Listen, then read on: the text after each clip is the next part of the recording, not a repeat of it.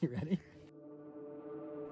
There is a connection between the paranormal, UFOs, and the myths of ancient history.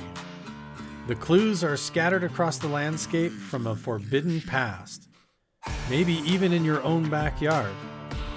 There is a connection between the true nature of our reality, consciousness, and the unexplained. I'm Carl the Crusher. Let's explore the unknown.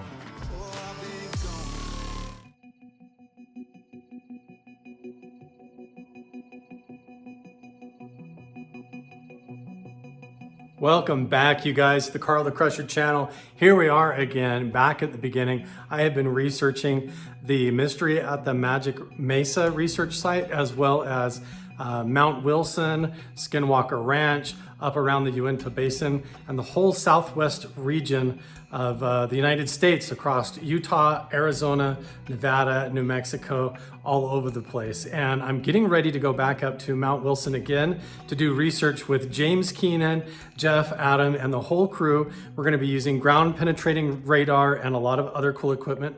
Let me show you what I'm taking on this trip.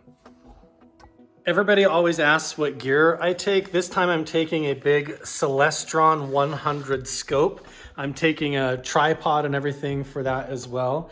I have a tri-field meter. I have a spirit box, a radiation detector, a GQ EMF 390 EMF detector. This is a FLIR camera for thermal sensing. This is a night vision camera. And then I have other ghost hunting equipment, as well as lights, a black light, a REM pod, a regular flashlight. These are dicyanin goggles that are supposed to allow you to see into the astral plane. And we're gonna be doing UFO hunting as well as other stuff. I've just got metal detecting equipment and other camera gear as well. I'm still charging some batteries, so I'm gonna be taking my drone as well as a few other things, packing up and heading up there right now. So here we go. You never know what we're gonna find. Right up this road behind me is Mount Wilson itself. This is actually Mount Wilson Road. And this windmill right here is one of the spots where paranormal sightings have happened. Down here in this valley and in the trees, there was two ladies that reported as they were driving down here that they saw the apparition of the infamous shaman figure. This is the same paranormal figure that seems to appear like an apparition reported by Bob Bigelow, by other caretakers up at Mount Wilson, and by people driving down here by the windmill have seen this apparition here in the valley. So let's head up to Mount Wilson itself and let's see what's going on. Tonight I'm going to have James Keenan actually sleep in the same room that Bigelow stayed in, where he had the apparition appear to him. But the stories go that this apparition actually moved next door and has disturbed guests that have stayed in this room. So what we're gonna do is I'm gonna have James stay in this room, and tonight I'm gonna stay in the room next door, and we'll see if we get any kind of paranormal activity occurring in between the rooms tonight. One of the stories is that a guest was staying in this room here and they heard banging and sort of paranormal activity going on in this room, and they actually woke up, went all the way up to the property owner's house up around the corner and knocked on the door. And they're like, "Jeff, why didn't you tell me that there was going to be people staying in the room next door? They're making a racket, banging on the walls or complaining like that." And Jeff had to tell them there's nobody else staying in this entire building. They were the only ones there, but there was all kinds of weird noises going on. Hey, oldie dog. How are you? You guys, not to mention, you've got Mount Wilson right up there where you had Jacques Vallée doing research, trying to open up interdimensional portals or make contact with extraterrestrials. And that all happened like right here, where tons of other paranormal activity has occurred in the saloon, all the way up through this entire building, and even in the diner. Mount Wilson Ranch is also in the flight path between Area 51 and Dugway Air Base, clear up by Salt Lake. Ancient artifacts, abandoned mines, UFO portals in the mountain, and haunting apparitions and paranormal activity all over in the valley here. You name it, it's got all kinds of stuff going on up here at Mount Wilson Ranch. So who knows what we're gonna run into. I'm gonna go get set up. James Keenan is just about here, and we're gonna get ready for the night. When I slept in the room next door, it was super weird. The whole night I felt like every time I would drift off to sleep, it was like I was falling out of my body through the bottom of the bed, or even floating up out of my body like I was gonna go up to the ceiling, which is something that I do in meditation and lucid dream training, out of body work. And so I recognized that it was unusual, that it was happening a lot on its own without me trying. And that was happening a lot in the room next door. And I also would wake up and feel like somebody was watching me over in the corner. So it'll be interesting to stay here in the room tonight to see if we have any doors closed, anything else. But that's not all. I think when James gets up here, we're gonna be getting our equipment out and exploring this whole place. I'm headed back over into the saloon. I decided I wanted to check it out because it's Halloween season, and I heard this whole place is now decorated. So during the daytime, while it's light out, I want to get familiar with my surroundings before it gets all dark and there's stuff I'm not familiar with here. This is where Carol and I have come before, and we had her SLS device, and we had the REM pod right up here on the bar, and she stood here. And I just want to show you guys with the lights on, if you go back and watch that video, she was standing right here, and I'll show you where the mirrors are. So here is where the end of the mirror is. We had the REM pod right here, and the apparition, or whatever it was, seemed to be coming out of the door up onto the bar here and back in. And I was standing over here. And so I don't really see how it could have been the mirror creating that figure that was showing up on the SLS. It looked like a stick figure coming out of this doorway and up to the bar, activating the REM pod, and then going back. By the way, Halloween decorations in here are on point, and they look awesome. There's ghosts, goblins, witches, all kinds of cool stuff hanging around in here. It looks cool. If you ever come up here to Mount Wilson Ranch and you come in to the front door here, make sure and sign the guest book here. And then if you look up, you'll see where the basket of artifacts is laying here. And take note of this cool little rock. This one actually came from Skinwalker Ranch. Don't tell Brandon Fugel. Lights were coming up the road. Two bright lights? Bright lights were going up towards Atlanta Mine. Okay. And they were about, actually it looked like one. Then they got apart like car lights, but they're bright, way bright, way bright. Really? And then, I know there's no road. Then there was like 100 yards in between them going up. So how can they do that? And these are like at vehicle level, so they're at ground level, but then they split up, or what? I'd say about this high, but they weren't vehicles. There was no dust. Right. I have it on my phone.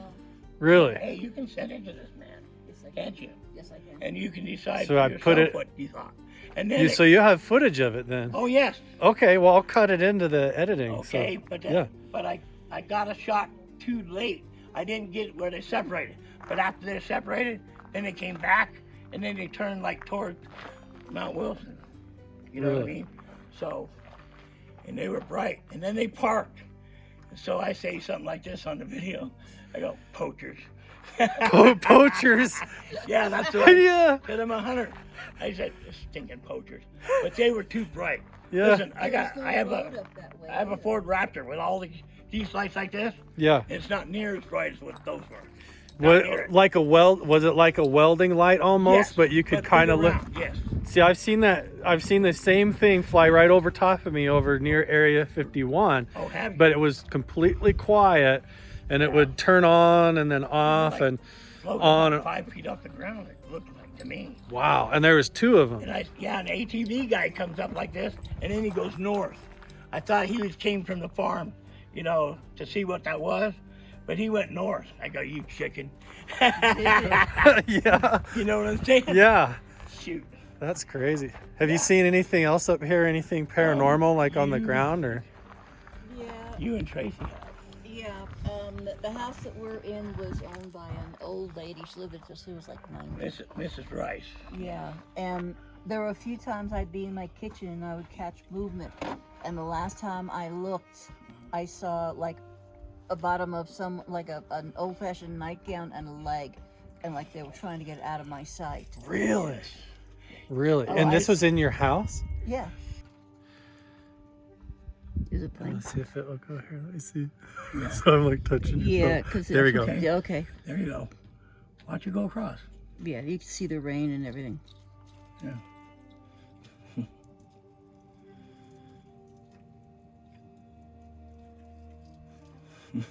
What is that? Yeah, right. You showed it to those. I went to a place in Vegas called the Psychic Eye. Yeah. And these Yeah, guys freaked them looked out. at it. Yeah, they kind of freaked out. Really? They had said that the history of Vegas is that the Indians felt that most of the valley was sacred. There were 3 points of Water. water. Yeah, like Tule Springs and a park, Sunset, and then one more. Sunset, and then And there is a lot north, I of believe. activity there, and they said that yeah. it definitely was something. It could have been a portal right at that point. Right. See, Yeah. where those cameras were, it would be like up on top of the roof, and there were big trees in front of them, Yeah, and we there had was a high roof. there were no houses in front of us to where it could have been No. somebody It's walking in 16 their feet house. tall But, and looking down. Yeah. yeah, You know what I mean? it's kind of hard to say if they have unfinished business or if they are just waiting to There's leave. orbs with people in them, though. And my Yeah. dad had 3 Labradors buried there and a couple cats. We saw the dogs. We saw a Labrador head squared off in the orb. In the orb? Sometimes you with a digital camera. I never looked through it. I just always look over it and flash one. If you got a good flasher, you can just see all the reflection. There was a I'm serious. There They were zoom a in few- on them. Some of them look Yeah. like pizzas. Some of them got Yeah. actual faces Yeah, there were with 2 beards like I've had- Lincoln. Yeah, I've had Okay. a lot of 2 people send those What? to me. There Go were ahead. 2 specific Okay. orbs. One of them, you could see a woman standing next to either a pole or a door or something, and we could tell that she had her hair up. It's like the late 1800s or Yep. something. Then there was another one. There was a guy wearing a cowboy hat. He had, a beard and all that. Like the camera's catching like a in between or in the blind spot or something and Yeah, catching right. it. Yeah. Like the ghost hunters, they'll go into places and you'll see an orb go in front of the camera. Yeah. It's not dust. We would tell his son, it's not dust.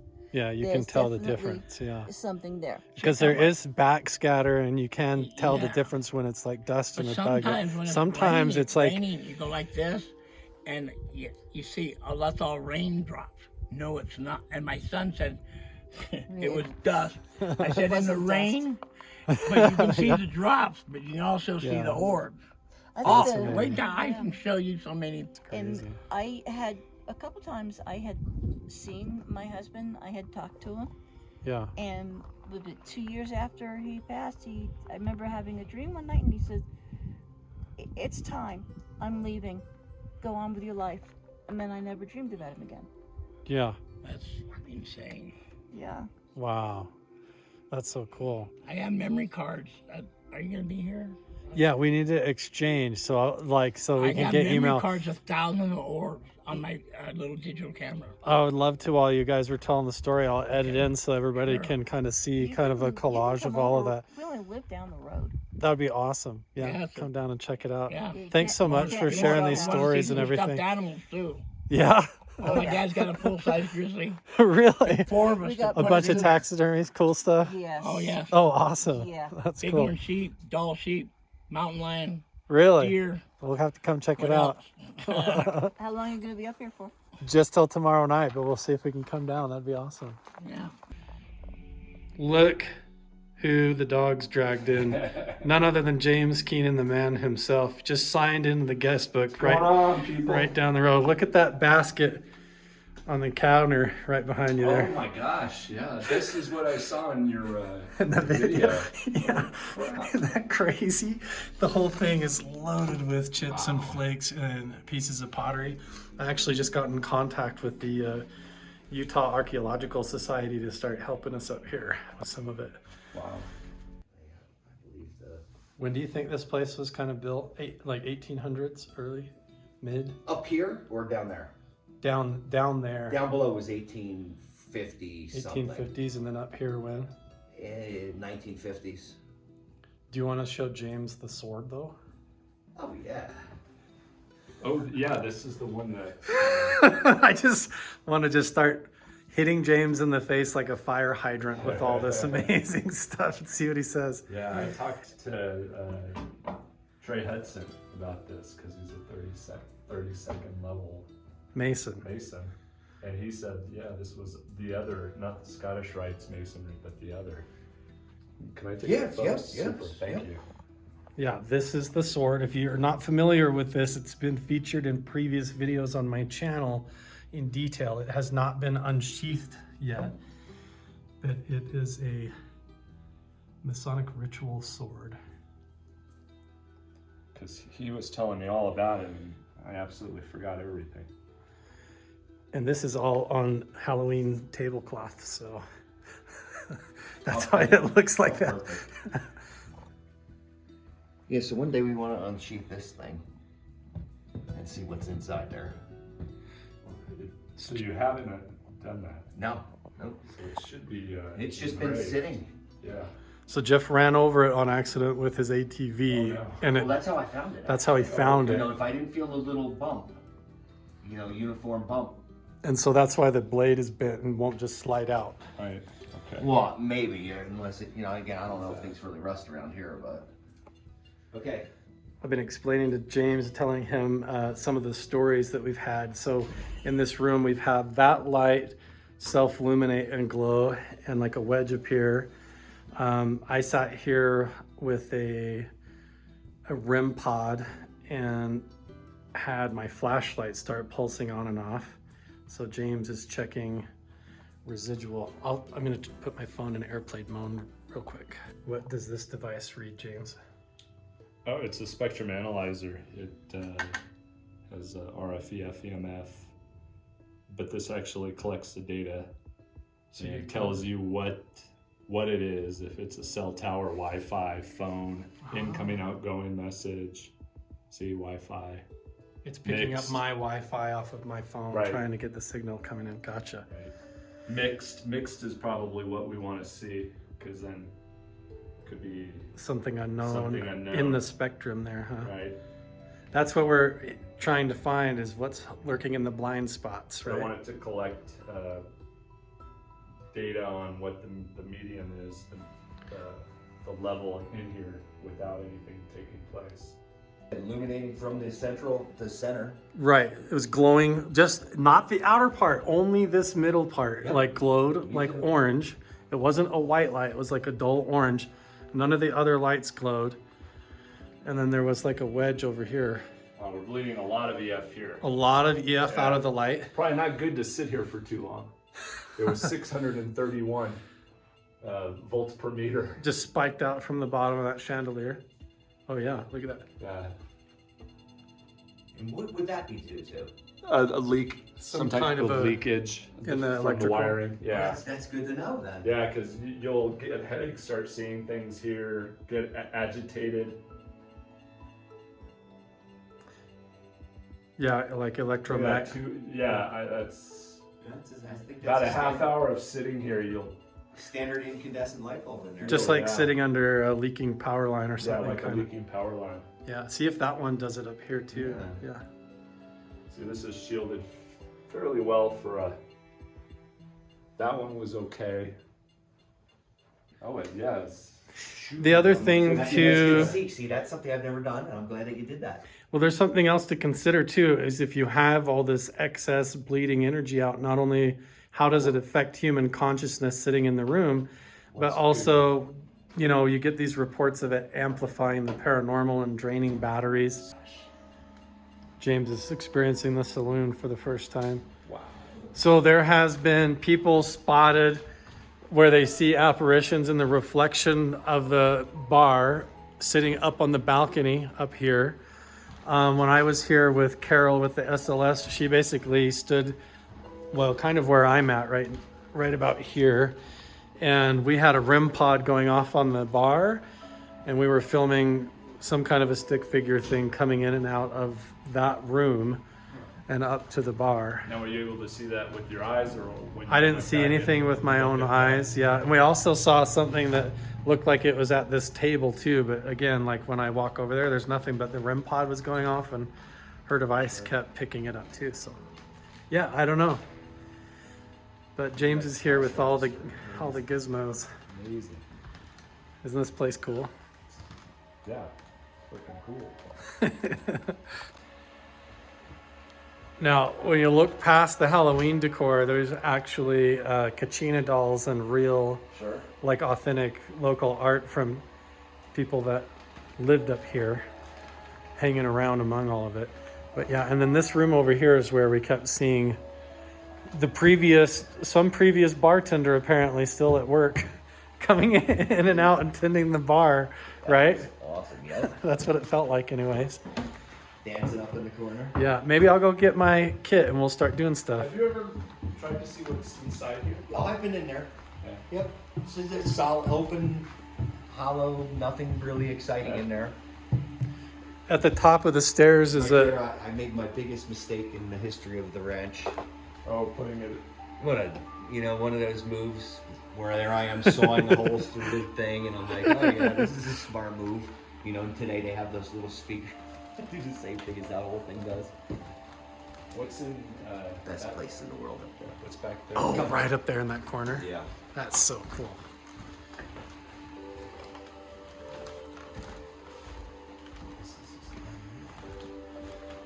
This is what the room looks like with the light on. Oh, no way. So I've only ever seen this in the dark. It's just knickknack's little art room.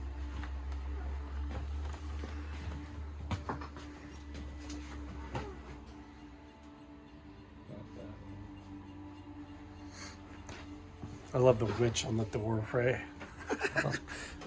Yeah, look at that. So who knows?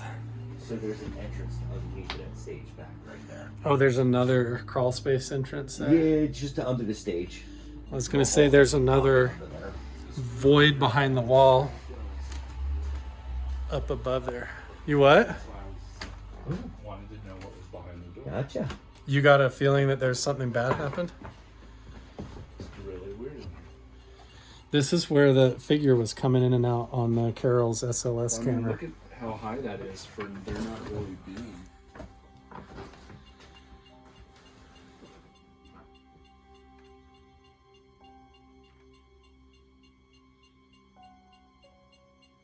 It does have a funny feeling in here, doesn't it? Yeah. It does have a funny feeling in here, doesn't it? Yeah. Jeff just locked us in. Okay, he's locked us in. Right. Turn the light off for a minute too. I've got the switch right here.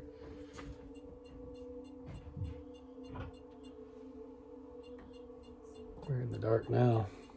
That other door. Yeah, so the stick figure was coming in and out of the room that we're in right now and going out to the bar area. And then I came back in here and then it would go out to the bar and back and forth. I need to get my night vision camera. We're already doing the investigation. I'm just running around with my phone.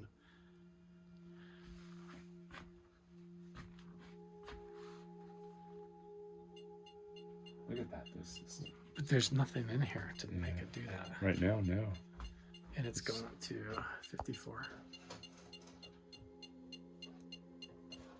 Yeah, this is a weird corner of the building in the It saloon really. area. This is like the only place that is just an interesting feeling.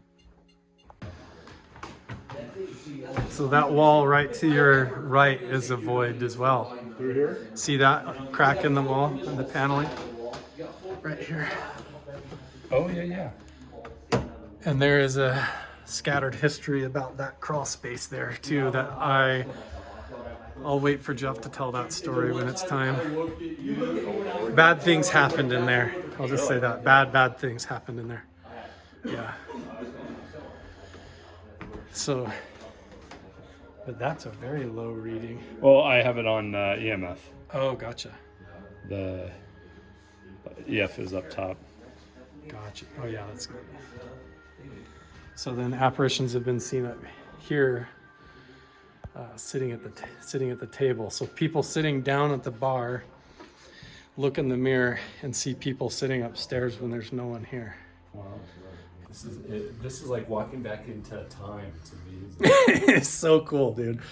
And now we're trying to detect back in time or other dimensions or whatever, trying to debunk other anomalies. We're also taking photographs of the area so that we can send them off to people that we know that can do advanced photo and video analysis to see if there's anything that we're missing. This is all part of the reality of how this research goes. We just go through our different devices and equipment, try to expand our natural perceptions, and then we also pay attention to our thoughts, feelings, our intuition. What do they call it? Human biosensor? Biosense. And then also just capturing the data. With video, but it works with photo. Yeah, so they literally sit right there, and then they see people sitting at the tables up above on the balcony. That is so weird. Did your phone just flip out? Yeah. What happened? Yeah, it just... I saw that from where I was. It just like turned buzzed out blurry. and then it flipped over. It totally went like Vaseline on the screen for a minute, right? Yeah, it could have been out of focus from the chair.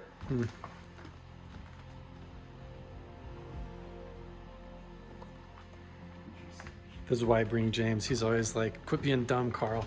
Yeah, like all of this stuff is artifacts, old mining gear and things that's been found here on the property and around. It's just full of it. We are headed down to the bunk house. Jeff, Adam, James, and myself. This is the settler's cabin here to the left. We'll go to the settler's cabin first and then walk through the bunkhouse where Adam and I and a lot of other people have had paranormal encounters. I'm just using a big black light in my cell phone to film right now. Man, this is like loose gravel. Oh, that's the dog. That's Odie with her collar over there. I was like, what is that? The way that they notched everything in here, cut this baby in here. Because I've always tried to figure out if this was an addition or not, but apparently this was built like this way. So that wasn't added on, that's how they put the walls together actually. Yeah, like look at, you know, Wow. and then they actually like edged those babies in there, like cut it into the actual beams. Right. So when I Oh yeah, like how the corners of the door frames are all actually cut in. Building connected to this building right here, and it was like a modern. It had like a kitchen in it. So this used to have an extension section coming to out it. behind the fireplace. Yeah. Yep. You can actually see, I believe, still probably somewhere on here. Maybe the old. Gotcha. Red on there still? Oh yeah. Yep. Right there. This is where the old building used to go to. Oh, you can see the line. So it came, that was the wall and then it wrapped around. Yeah, and it went over this whole section here. Gotcha. I was trying to restore What is it. this over here? This is the bunkhouse. Okay. Oh, the satellite. Good. No, that's inactive.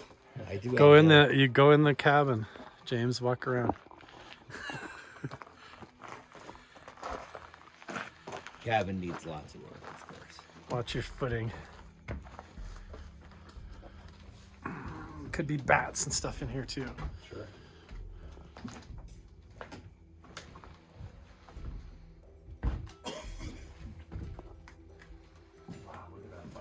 So imagine this is where they were like hanging out waiting for the stagecoach.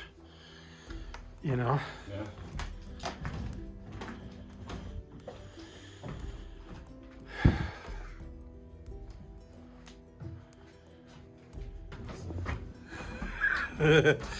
What are you doing? Oh, sorry. I just photobombed you. That was a great shot of her in the Poking her door head frame, through the yeah. cabin window. Yeah. Let's see if I get it. Hey, Odie.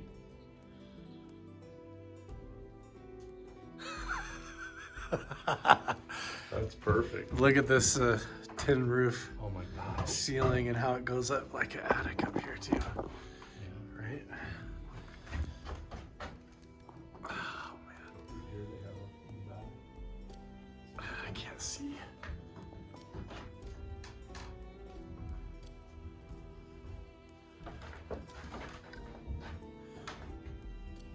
I can't see it there. We'll have to come back and look in the daylight.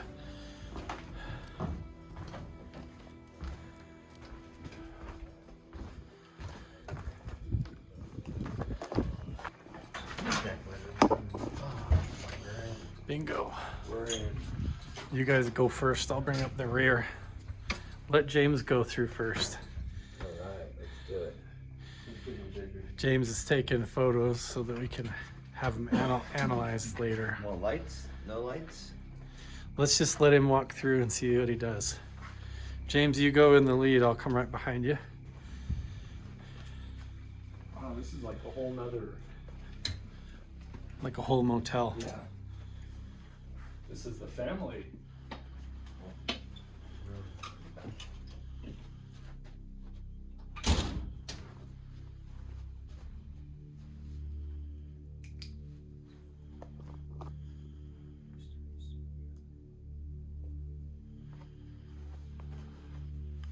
This has changed. You've made the beds down there. Yes. We're still one room over, you're huh? talking all the mattresses. Yeah, all the stacked. Oh, yes, those that's used to be all stacked up right down there. Yeah, we had a few little gangs in between. Got some moths following us in Remember here. the bikers? The bikers. Yeah. You never told me what happened to them. I didn't tell you. No. What happened to the bikers? They had fun. Down staying in this bunkhouse? They had, yep, they had lights on and off. What was it? Wow, this thing just keeps going. None of them believed in that shit. Didn't the water turn on or something? The faucet or something like that? The faucet was turning on. Oh, I'm gonna do one in the mirror. It's in this room, So they had the faucet turn on and in that room there. This room. this room.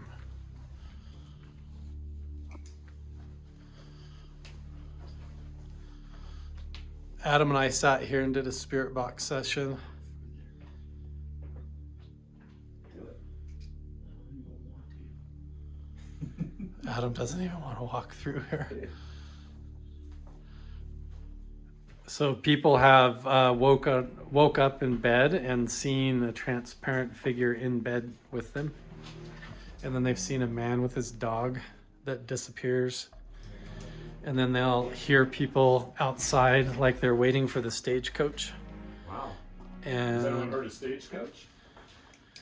has anyone heard of stagecoach? Oh, had they heard the stagecoach? Yeah. Like a stagecoach. No, nobody I've heard actually say that they've actually heard the stagecoach pull up or anything like that, but they've heard people, you know, when they're sleeping in here, they could hear them outside waiting and they're talking about when is the stagecoach going to be there type of thing. And then also people get like the smell of like coffee. So when was this built? Unsure. I've heard that it's an army barrack that was dragged in here, like this main section that's all connected together over here. All of these sections. Army barracks. 50s, 60s, 70s, somewhere. Don't really have too much main history, but yeah, an army barrack, an actual barrack. Before Bigelow. Before Bigelow. Yeah. What year did you say you bought Yeah, this place? was all totally like this place had a kitchen in it over in the back there. I bought this in 2007.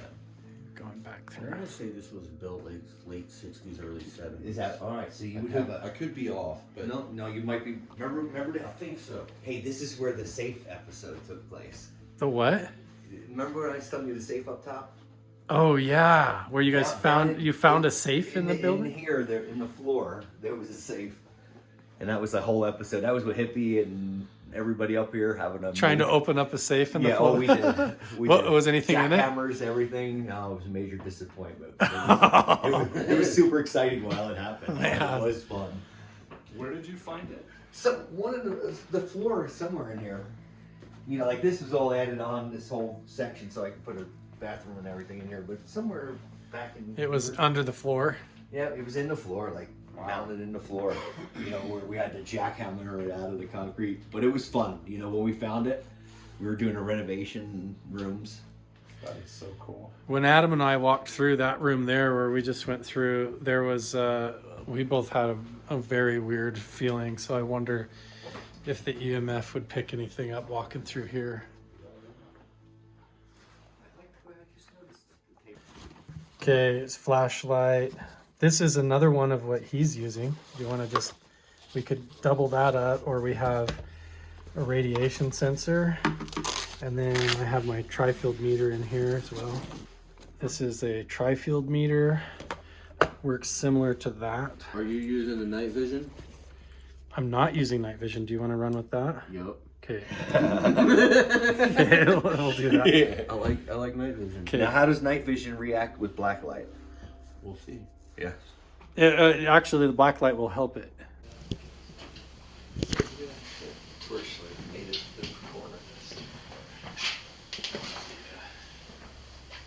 Is that flashing you to death now? So you're probably getting my phone. So you're on the night vision, right? Oh yeah, it's your phone definitely. And then he is on the, you're on the EMF detector. Nice. Okay, and then James has been walking through here already.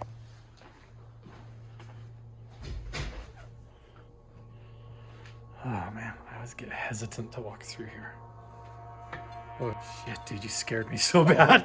Oh, see, I've had a couple weird experiences in this room, so I thought you were further ahead. I came back. Good one, James, good one. You didn't even mean to do that. There was a group of people on their motorcycles, a bunch of guys that came in, they stayed up here in the bunkhouse, and they actually had this sink turn on and had lights bugging them and weird stuff like that in the dark. And they were skeptical. They didn't really believe in any of this stuff.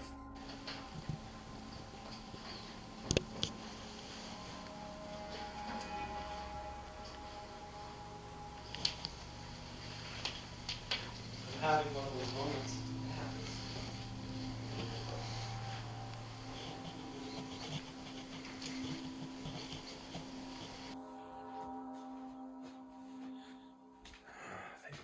People stayed in here. This is not the bathroom. We'll go in the other one, but they heard, they had the sink turn on by itself in the room next door, in this one.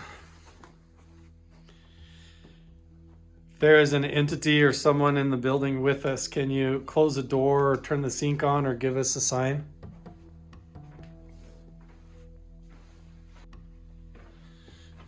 You're going thermal? Yeah. That's not a bad idea. I actually have a thermal attachment I can do too, so maybe I'll... I'm leaving that there since you guys said you had. Yeah, right here in the corner. This is where I came around the corner, walking towards where we're standing now, and I felt something come from behind that bed, like it was running up behind me. So we're gonna leave this to record data. Is that flashing you to death now? Okay, I'm gonna switch over to thermal. Well, I completely charged this FLIR thermal imager all the way up and had it working at the house, and now, oh, see, it's blinking, but it will not work when I connect it to my phone. So I don't know, we'll go check on James and hopefully he's having better luck. Are you having any luck with your thermal? Oh, it's on right now. Oh, really? I'm just watching this little ball. What? Yeah, but it may be something behind. I just wanted to capture it for a while. Is it recording? Is this actually recording data, or are you just a viewfinder? I could capture it. Yeah. Should I walk over there by it? Well, I wanted to watch it for a while, and then it's probably something behind the door. Gotcha. And me just shaking, like moving. Right. That would be just right there by the... Yeah. By the frame of the door there. Right there. It's probably something right behind the door itself. So, but I think that's enough. I'm gonna go look you want me to walk over there? Yeah, go walk over there and see what's behind it. It's probably in the bathroom here, behind the bathroom door. See if I disrupt it. Nothing? Is it still there? Still there. What? So It's because it's the bathroom over here. what if I stand right in front of it, does it? Right there, now you're in front of it. So it's I gotta be blocked behind it, the door. so it's something right through the door here. Go check behind the door. It's the shower. Could it be the hot water tap coming through? Yeah. The shower's right here, so it could be the hot water. Yeah, it's gone now. Really? Mm-hmm. Now that I'm in here? Mm-hmm. Why would it? That's weird. Because you're blocking it.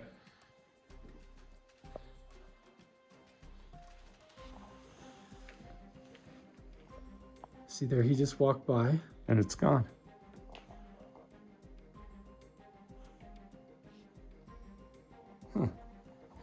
We have that. Oh, wait. Miss effect. It was there again and now it's gone. There it is. See if you can just approach if I it. can just approach it. Maybe we can figure out what it is. You're right on it. Is it just the lock of the door? The Could hinge? be. The hinge? It's the hinge. It's the hinge of the Yeah. door. See? It's just the hinge of the door. Debunked. Good. Debunked Perfect. again. That's Hinge Yeah. of the door. Weird. This is why we have come up with the phrase to not get Skinwalker fever, right? Mm-hmm. You got to just keep debunking, keep narrowing it down, and eventually, a lot of times you figure out what it really is. But then if things continue to occur, you've figured out what it's not already. We're back in the saloon. I'm going to try and use my REM pod. There we go. So I'm going to zero it out. Especially because you're like, the door's right there being open. There we go. It's 95. Okay, it's all zeroed out. We'll see. Last time we were here, we had stuff coming in and out of that room, activating the REM pod. Where's it at? Back behind you. Oh, it's down there? I set it over there where we had that stick figure coming out on the SLS camera. That was wild.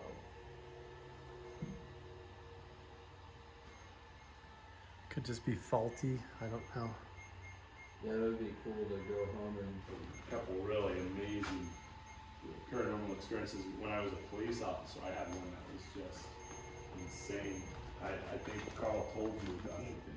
He said you would maybe Oh. give me a little rundown. that thing's going crazy down there. My partner and I got a call to a domestic I'm gonna violence. turn this off really quick. Well, and we've been there a few times, and yeah, he was sick and tired of it. He was ready to put into.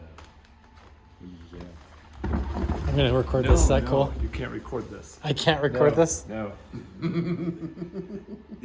All right, I'm back in the room, getting ready to go to bed for the night. We hung out in the saloon and basically shared stories, talked about our experiences and whatnot. And everybody's pretty tired. I think I'm just gonna try to go to bed and see if anything happens. I will get up, set up my equipment, try to capture it. But I don't think I'm really interested tonight in just filling up my SD cards with tons of stuff, trying to stay up all night when we have a huge day planned tomorrow, hiking up to abandoned mine shafts, caves, and looking for all kinds of stuff hiking around. So I'm gonna try and get some rest. If anything starts happening though, I will wake up and let you know. Good morning. I'm actually just making coffee. It's about 7 o'clock in the morning. I slept through the whole night. I didn't hear any noises. I didn't feel anything. I didn't have any weird dreams. There was a couple of times where I woke up and just like rolled over, but it was a normal night's sleep for me. I'm very curious to talk to James Keenan and see if he had any experiences in the room where Bigelow supposedly saw the shaman. But I think today, after everybody gets up and going, we're gonna try and take ground penetrating radar and explore the area to see if we can find any underground caves and see where the abandoned mines go and a lot of other cool stuff. It's been awesome having James up here. He brings a level of like critique and debunking to things that really helps me clarify location, helps me see things, but he's also, you know, an experiencer and has a lot of personal accounts of his own. So it's fun working with people who are on the same page, and we have a lot of cool stuff to do today. I decided while everyone is getting up and ready, this is the spot here at the saloon at Mount Wilson Ranch, where through this doorway and the bar and up above have all had strange paranormal activity and encounters. In fact, when I was here last time with Carol, we had the SLS camera and we were getting a figure coming in and out of this door behind me and my REM pod going off. So Okay, now, oh, there is a figure standing right over to your left on that table, like Right to my dancing left? on the table and pointing at your head. Now it's mapping you and the figure's gone. Spirit on the table. It's back, thank you. Right here? Yes, right there on the table. Now it's back on the bar, right in front of the REM pod, and it's dancing. If someone is dancing on the bar, It's either dancing or he's trying to kick the REM pod. now the REM pod is really making screaming noises. Yeah, he's again. working hard to help us. Look at that. Can you just sit down on the REM pod and turn all the lights on? I wonder if we got this spirit box or just went and did the actual session to see if we could. Well, no, just stop. Keep trying. He's still trying to get over there, and he's moving very erratically. I thought, why don't we do a spirit box session? Now I just have this S box that I got off of Amazon, and I'm gonna just scan through the FM stations, and we'll see if we pick up any voices. Now I know the static can get annoying, so I'll edit out when there isn't much going on, but we'll see what we get.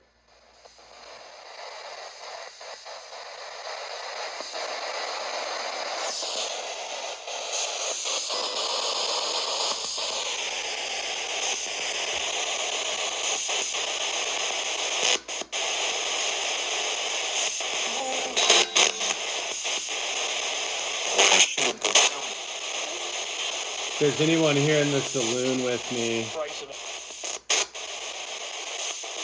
can you please say your name through this radio?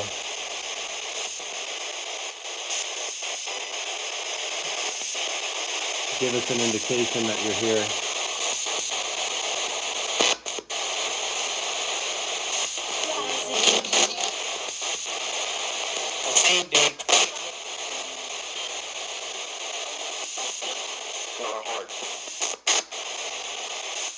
Hard to pick up on the details that on the fly.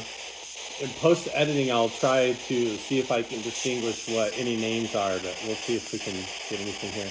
If there's anyone here that lives in this area or exists here, can you please make yourself known by saying the word yes?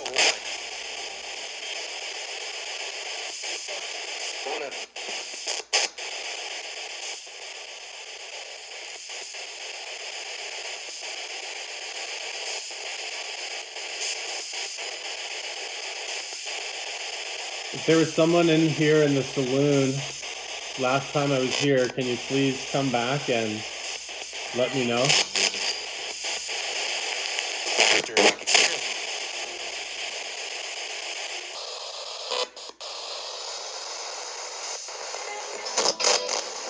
Can you please say a distinct name? It's like it starts to answer and it talks over top of me. So I'm going to start a question, but I'm going to ask it in my mind. I'm going to use telepathy and ask a question so you can speak clearly into the radio.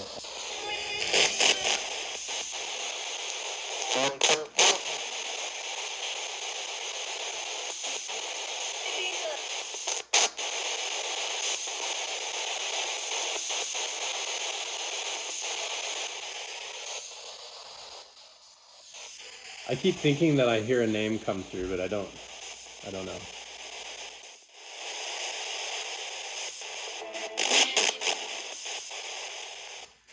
I feel like it's just going through, hitting some kind of a local station. I'm not really getting anything right now, I don't feel like, but I don't know, maybe in the editing it felt like I kept getting a name that came through, but I don't want to jump to conclusions right now. I don't know. You slept good too? I slept so good, actually. I got a little bit cold. I didn't get haunted. Nothing happened. I had like just kind of one odd dream and then I woke up, but it wasn't anything unusual at all. I left out some offerings since they're talking about this shaman in that room, and I looked up some Paiute rituals on the coyote and the rabbit. Oh, you went all in. I talked about it, I like to myself, I know it sounded, but I was like kind of relating the story out loud. Awesome. And then just kind of like just kind of thinking about opening up your mind type of, and nothing. Nothing, yeah. Nothing. Me either. It was just totally peaceful all night. No bad dreams, nothing. It was just, it was a great night's sleep. I was so exhausted. Yeah, well, yeah, same here. I didn't have anything weird, so that's good. So we're standing out here in front of the hotel or the motel where Bigelow says he saw the shaman. Right here, check out this view where James is standing, and then he gets a message with a photo, and I'm gonna put it on screen for you, but it's literally the original NIDS team. You've got Jacques Vallée and everybody standing right here in front of the same building where we are, and this is before Skinwalker Ranch, or at the same time as they heard about Skinwalker Ranch up north. So, I mean, that's crazy.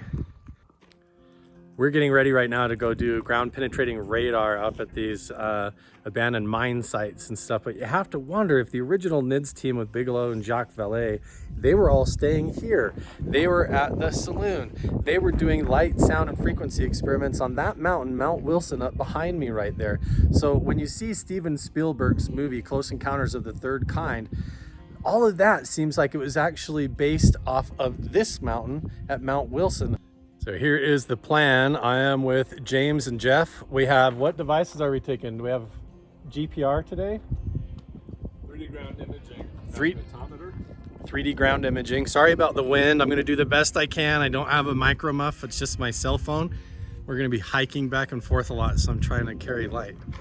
But yeah, we're gonna do 3D ground imaging up there, and also hiking around and going up and checking out some caves maybe. So Ferris detection unit. Ferris detection unit, okay. Copper light. Not far up here on the left is where I found that chunk of pottery last time. Really out here, there's flakes and chips and all kinds of stuff. Yeah, everywhere you can look. Right there. Oh, it's just a rock. Little bits and chips. And then over here we found pottery, and there's little mounds and things we're gonna check out. Some of them are just rocks, but...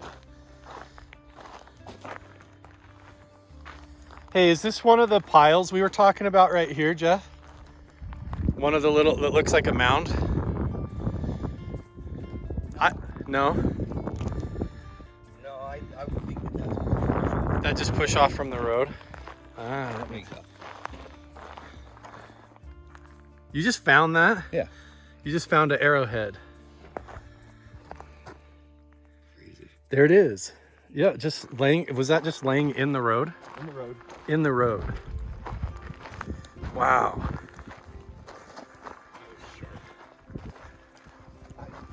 Right, amazing how sharp some of them can actually be.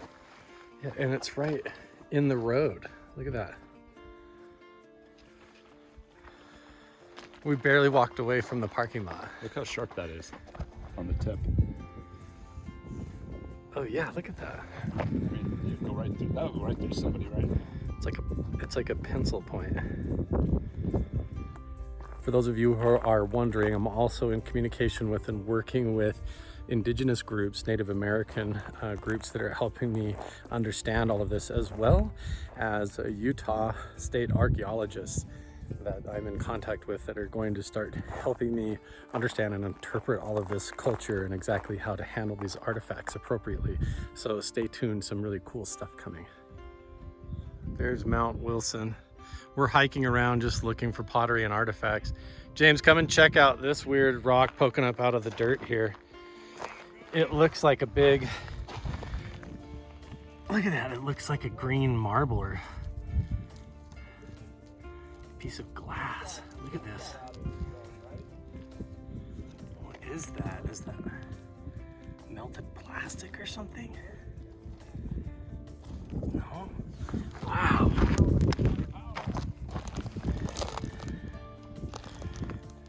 That is some interesting geology. Look at that. Look at that. Oh yeah. I'm no geologist, but that looks weird to me. I'd keep that and sample it. That's very weird. This is the first sighting of the shaman happened here with the archaeologists came out of the front door of this house and saw him basically standing here. So we're walking up through this way, making our way up to the old mines. Last time we were here, I had these dicyanin goggles that you can look through. It changes everything to purple, and we had a guy named Bill wearing them running around, and he had all kinds of interesting experiences. Now it is my turn, so I am going to wear the dicyanin goggles and try to wear them on this hike as much as I can. See if I see anything or experience anything.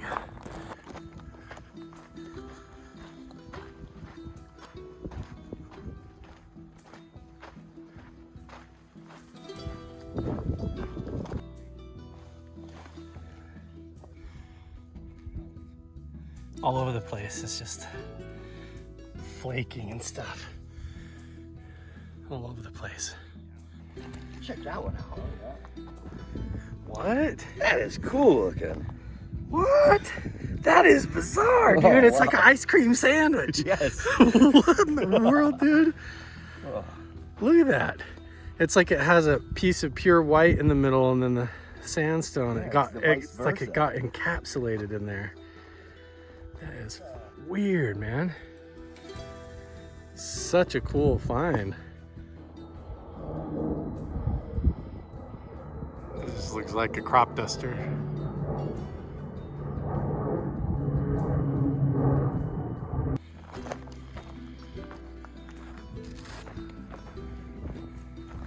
So what do you make of this rock wall going up?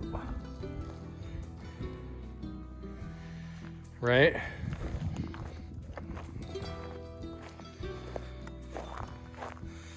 This is all stacked and placed like they made a cart path or a road going up here. And it worked.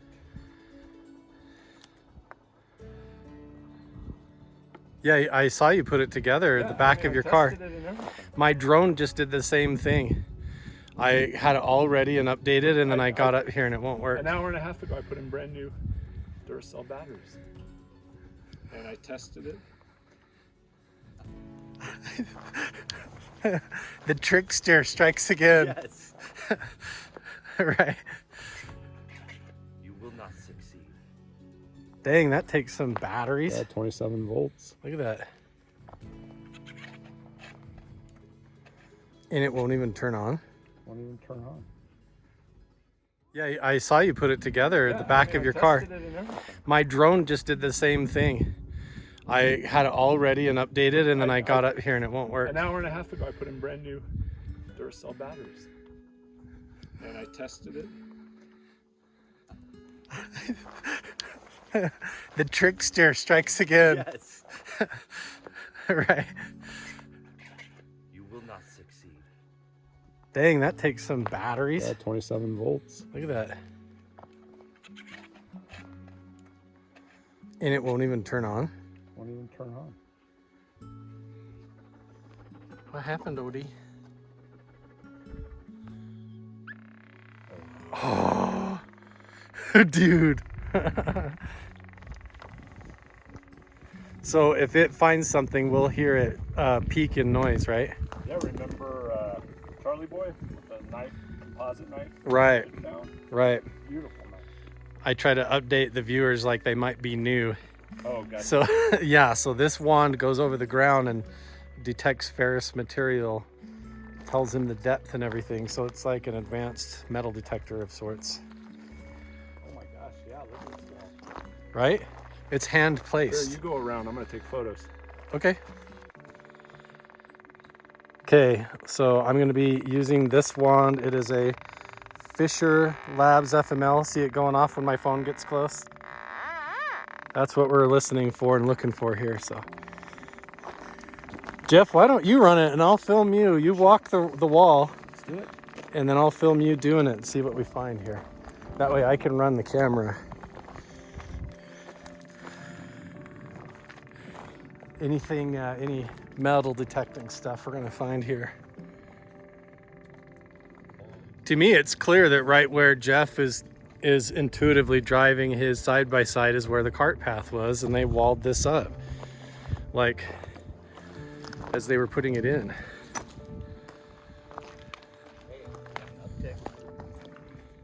Right there.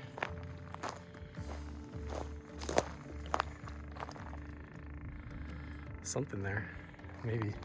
I'm not familiar with this device as much. Is that much of a tick? It could be the Remember, the backpack, trees are what catch most of the... the roots of the trees and stuff.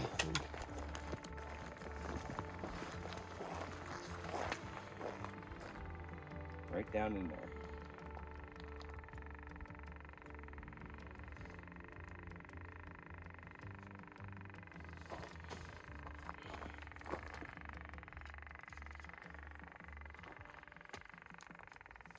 No.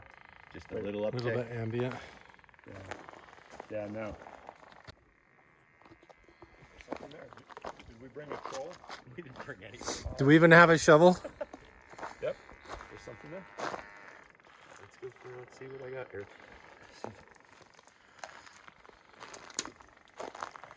Yeah, check that. See if that thing's. Oh. Yeah. Hot rock. Yep. Something in that. That's an iron or magnetite. Rarely picks up rocks. Let's try it still. Yeah. So it's almost something. Got some chunk of iron in it or something in there. Where is that reading right here? Heavy under it. Yep. Oh, look, there it is. Yep. Weird.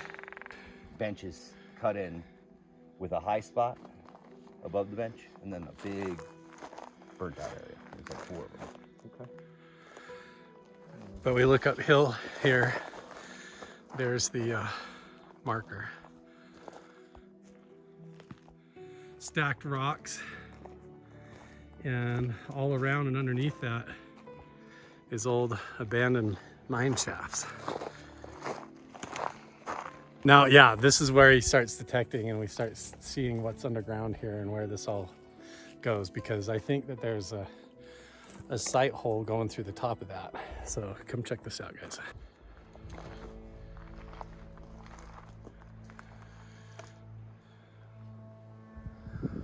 I think it points up there. You look through here. It's hard to tell, or you get on the other side. Doesn't make any sense. It might just be stacked up. See that? It's reading The something there. hillside itself. The whole hill itself. Yeah.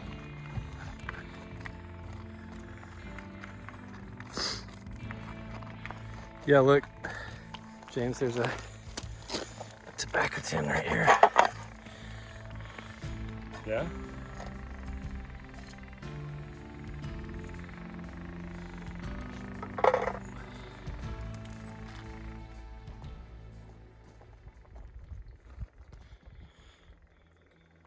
Now, isn't that other mine just right here, right over the hill? Right there. Straight up here. Walk up here and check this out. There's an obvious mine entrance right here, guys. That must be what that is pointing at. This is just pointing at this hole, I bet. I don't know, it's not that far away. It's just like, look at that though. That's an obvious mine entrance right here. Completely dug out.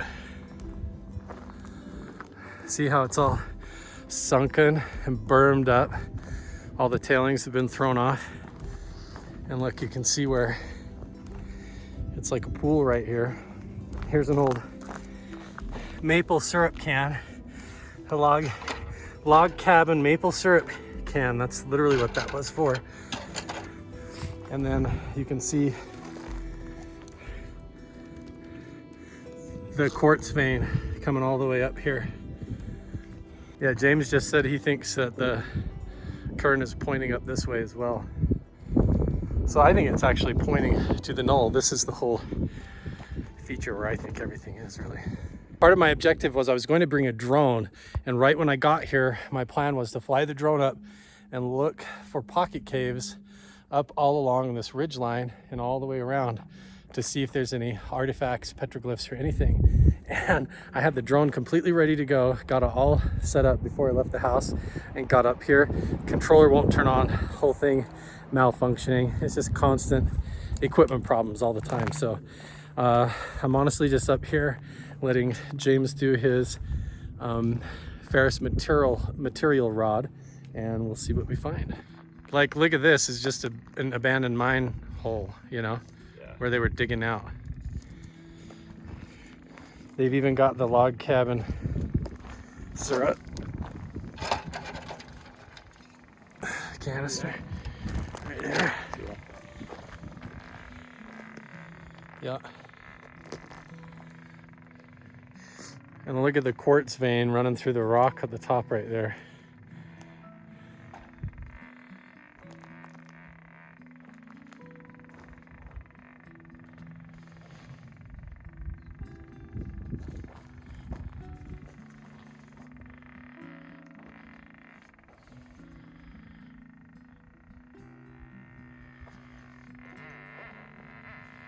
There you go.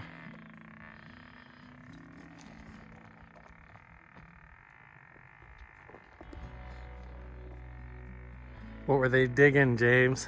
Here. They were digging right there.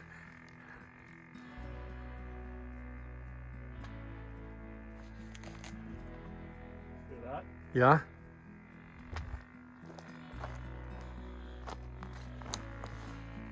It's in here.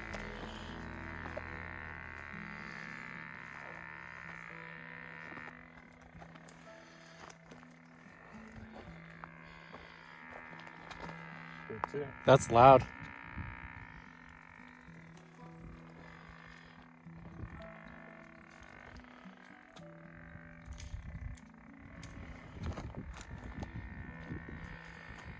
Right down the middle.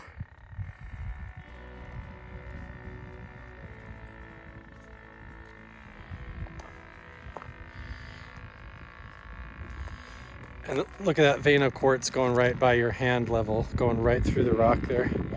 That whole line. Got all that? Yeah.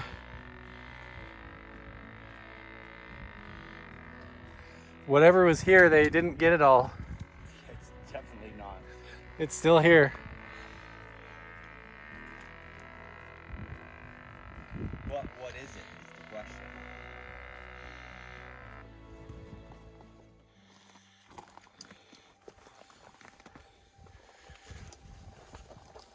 Right.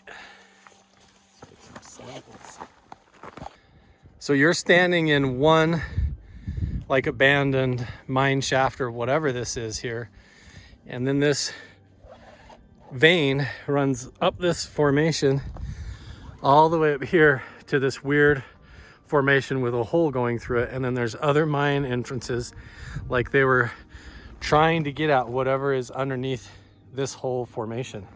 Would you like to go to some of those flat spots now? Then we'll come back to these mines over here. Or you want to go to the mines first? Let's just circle around the mines right here. We're all right on the feature. Right here? Yeah, so just keep walking this way, James. Over here. So they've got that mine, and then you come over this way. These two entrances, and it's like the direction that these are facing is almost like they were trying to get out underneath that same rock feature. Yeah, going deeper.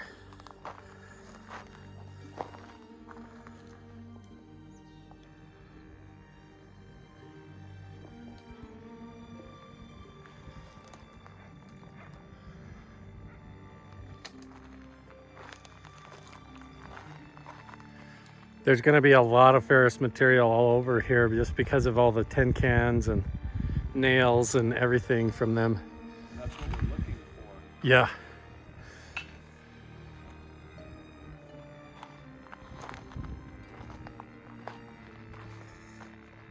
Yeah, this whole thing. Yeah, like it's just laying on top of the ground and everything.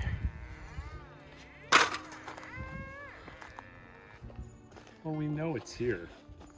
It would be worthless to scan it. We know it's here. It's like yeah. where, but yeah, and we know. I mean, look at the. Going down right through It's here. going down right through here. Look at this rock formation. How it has this, the hole going through it. Like we should just walk up there and you should look at that. I want to go around this one real quick. Did you tell her little? Yeah, She had a list of stuff that she wanted to disclose, as it would be said. Donna did. Yeah, and never got to. She passed away. Right. It's the same kind of story. We have all the desert archaic artifacts popping up. We have pottery, arrowheads, abandoned mine shafts. We have a Masonic sword, and all the same kind of formula. Used the swords out in the middle of nowhere for that. So they They were all dressed up, he said. they would have been doing a whole ceremony with costumes and had that sword. So you're saying it was used for a advanced ceremony, Right. that Masonic sword. Yeah. Much higher level ceremony. And I the guess fact you that could it was say. in the middle of nowhere doesn't make any sense. Like, what did they know and why would they do it here, you know? Yeah, here's the tunnels through the rocks.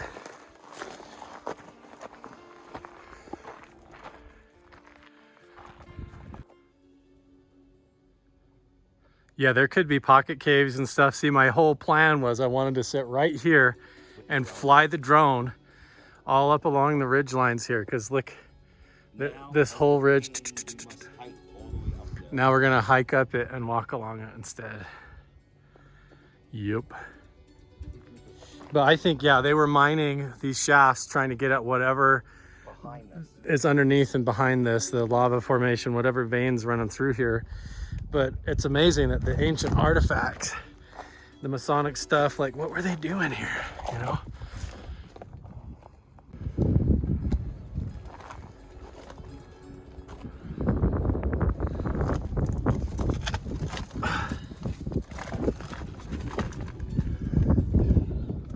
What do you think? What were they doing? Yeah, don't know. Don't know. Mining, but for what? Yeah, Don't know. there's a I mean, lot. There those was a lot quartz- going on. Those quartz veins and the other minerals, probably they were looking for gold. And on the other side of this is a natural spring with the seep action coming out of the side of the mountain. That's way up there. Yeah, that's way up there. But it goes up, over, down, and then it would bring us around the other side of that mountain.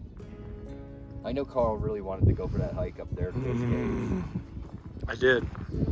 I almost am more interested in that one halfway back where you found the big wrench. Okay, good. Lower down, and we could come up here and do a lot of this, and so we get some target points with the drone, and then we could go up and actually hit the interesting Like I said, spots. I've been there. There's a huge, nice cutout spot there with chips galore. But I haven't been out here. Yeah, what was Bigelow doing? Why did Rockefeller come up here? And he said he was looking for the portal. Specifically looking for the portal. What? Once again, what is the portal? What is the portal? Ooh, very translucent. There's just huge chunks of quartz, yeah. Look at that one. Totally translucent. Yeah, huge. And there's pieces of it like in the washout coming right down from that formation where the mines are. Yeah, there's the mine right there. And then we have all these huge tailings. An occupation site. An occupation, yeah. These are big flat Other spots. than that tree, these trees are young. All of this is newer growth. And you have these big flat spots. And I don't know if it's just forest fire burn, but it seems like the charcoal is all really localized in this big flat area. See how it's all full? It's similar, it's just like ash in the dirt everywhere. Could have been a really intense hot burn. Right here, yeah. I think that's what it was. It wouldn't make sense, this formation. Wood structure piece that you saw the last time. Oh, yeah, that's over here, We right? wouldn't have put it here because the runoff would have. Follow Jeff and look at this over here though. There's like, There would have been too much runoff, right? there's structures with artifacts still. This is like a road going out. There's like an old oil can. Artifacts. This stuff nailed to the tree here. Some big mining operation going on.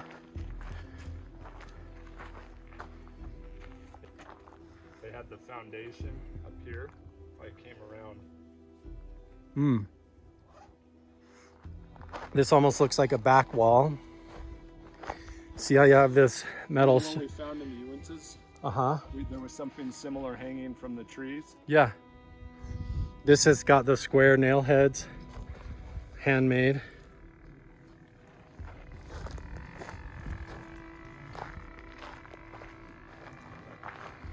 This might be worth scanning too. Flat enough.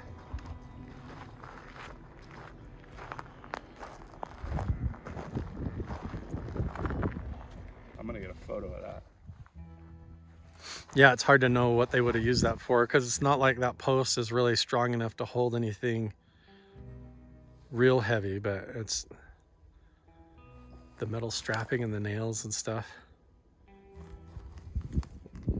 Yeah, this was like a refuse pile. It's interesting. Maybe it was like their kitchen or something, their cook station. Well, so yeah, they had two of these, one on each end, Right. and they had something going across right here. But were they hunting too? You know, Maybe they were drying skins and Drying stuff there, in there.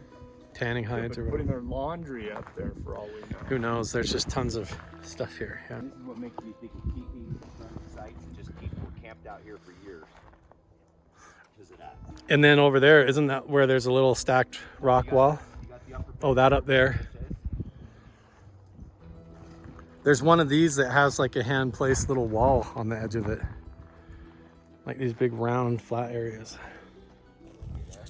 We have the mines and everything going on up here and the ancient artifacts, but then where it gets really fascinating is what was Bigelow doing up here with the original NIDS team, and why was the emphasis all on the ancient artifacts, the Native American aspect of it, and the portals? You know, are we really talking about extraterrestrials, or are we talking about interdimensional stuff?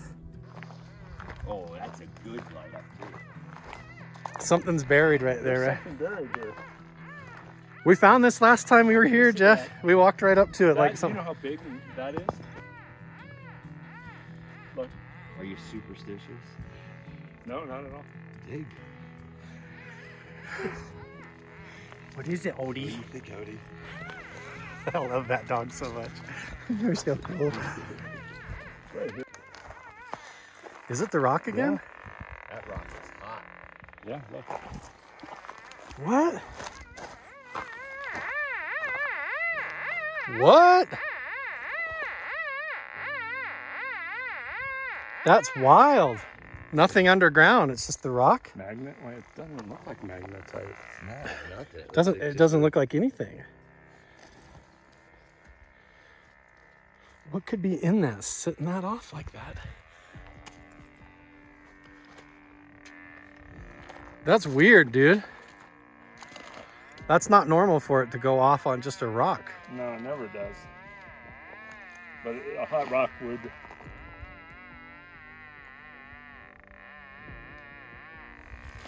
What metal is it is the question.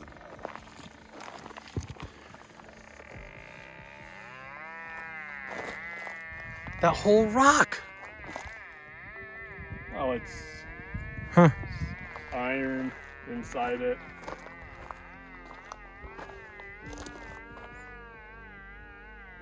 Hot rock. Hot rocks. So, would hot rocks and make this a special place for people, or would it create anomalies? I mean, is that indicative of anything in the geology that's unusual? I'm not the best geologist. Me either. That's my. Good question for the audience. Doesn't it look a lot like the burial site that we've seen before?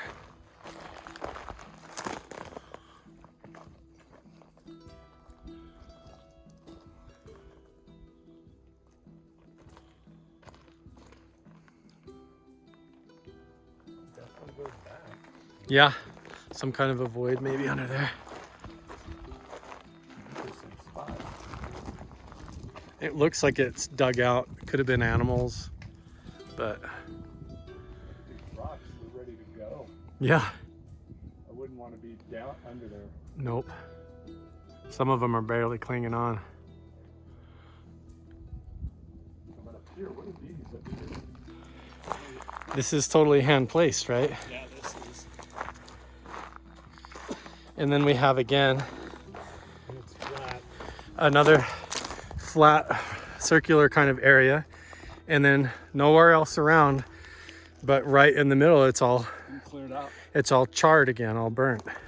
There's ash in the soil again here. But then when you see this rock wall and this cut piece of wood, suddenly you reconsider all these other flat burnt spots that we've seen. Like what are they? You know?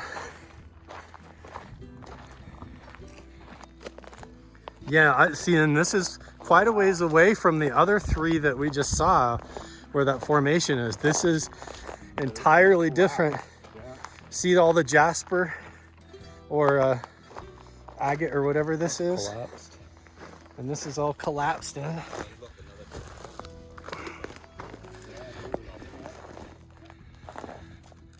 Hey, have you I never knew that they had red emeralds in Utah.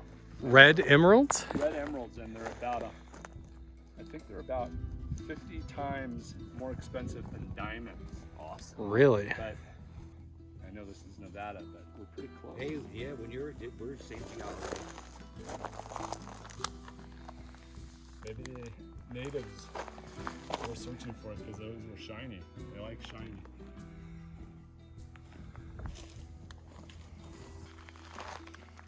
That it looks like it's axe cut to me. What the hell did they find right here? It's like chop, chop, I mean, chop. there's nothing. I again, it's weird, right? There's But there's a lot of agate here, or as it would be jasper, whatever it is, agate of sort.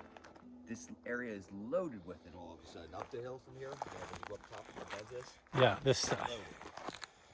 And again, geology, strangely enough, it's loaded up here where nowhere else is it loaded like that.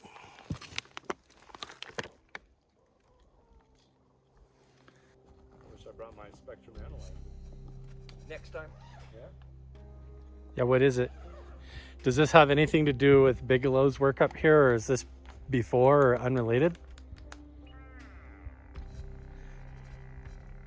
It doesn't make sense to me, but it looks like a primitive mine. It doesn't look that old, but then you go up to it and it looks hand chopped. What's the rock again? I placed the metal there. Look at this. That's a Yeah, it's a can. can. Oh, you did Yeah, I that. put this here. Okay. I found this up the hill. Yeah, this is what we keep which one is it? Because you have to invert your thinking.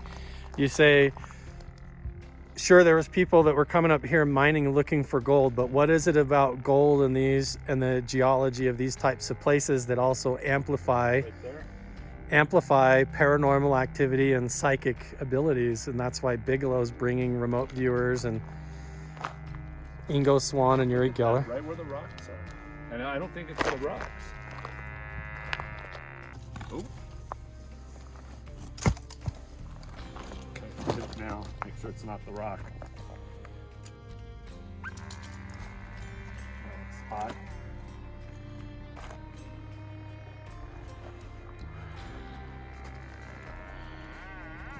It's still in there.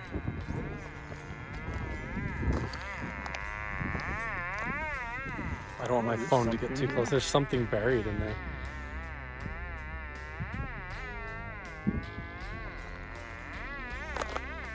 That even sounds different than the hot rock. Yeah. The tone it's giving off sounds like a different tone. Rocks too. I'm afraid we're gonna collapse the Fall in. the wood. Don't fall in. All right, document where that was.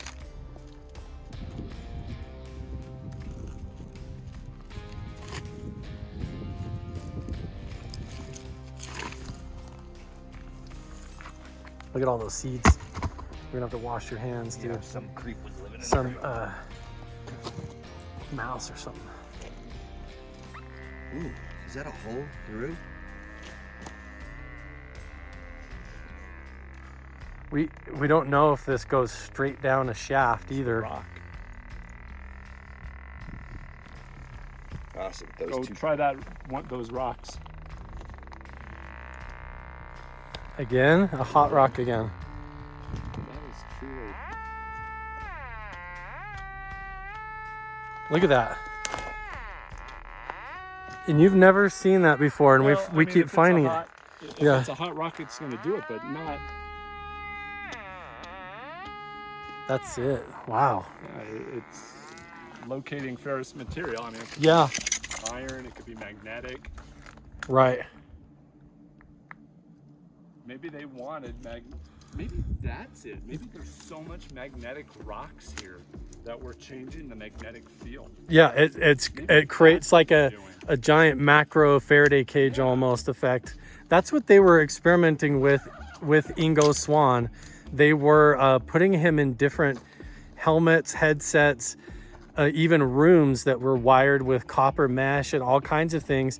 And they were trying to amplify his ability to the Earth's natural electromagnetic field so that he could spy on the Russians and extraterrestrials and everything and look for hidden bases. Some sort of natural geology that amplifies the NIDS team and what they were trying to do in conjunction with the Stanford guys. But what is this? I mean, I don't understand this formation. I don't know. It's wholly different than the other three that we saw over at the other It's rock different than formation. anything I've This ever is a different group. I mean, it almost looks like a piece of artwork, or you know what I mean? What the original look was. Is that a center beam down the middle? Yeah. What was the formation? I don't know. And it's all this like jasper stuff or agate or whatever it is coming out of here, all the same color. And I don't know if that's just a coincidence because of what was in the way first, but it doesn't make any sense. You say they call that the set? Yep. So you're basically underneath the loose stuff, you build a wood structure until you get into the bedrock area or all the hard stone. Right. Then But you again- collapse it perfectly, diagonal like this. Yeah, I know. That's why this doesn't. Carl was the first one that said mine, / portal entrance here. Where I went to myself, I've been looking at it for a little while, and I'm like, oh. Personally, it looks old to me. I know that your first instinct is like, this looks like recent or whatever, but the more I look at it, and it does not look like any kind of standard default mode mining operation. It looks like some sort of indigenous attempt or something to me, but I could be totally wrong too.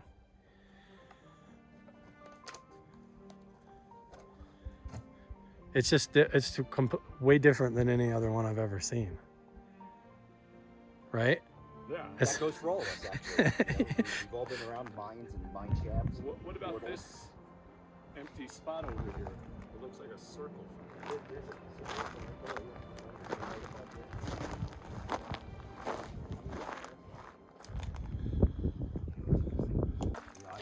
I missed that on camera, Jeff. You were just saying you talked to the old timers and none of them even know what any of this stuff belongs none to. of them know of any type of existence of like man doing anything up here. Right. Meanwhile, like, look, there's charcoal Charcoal, everywhere. artifacts. There's obviously people up here doing stuff, but it feels like it's in the wrong time. Yeah. Out of timeline. Again, what the hell would they have to make it so heavy? Right, this is totally like a cart path, Yeah. a wagon path or something, a road coming down. I mean, the Spanish built paths, cart paths, right? About Quite a bit. quite a bit. So it's possible that what we're finding with all the tin cans and stuff is more recent people coming up, that like the Masons that knew about the Spanish mines or had knowledge or maps that they had. I don't know, it's such a mystery. Way back behind me up in this canyon is where that sight hole rock is, plus the big boulder behind it. And it lines up with this peak. And so we've hiked all the way back down and we're exploring, looking for artifacts, cave entrances, other mines, and right now it's just looking pretty barren and natural to me.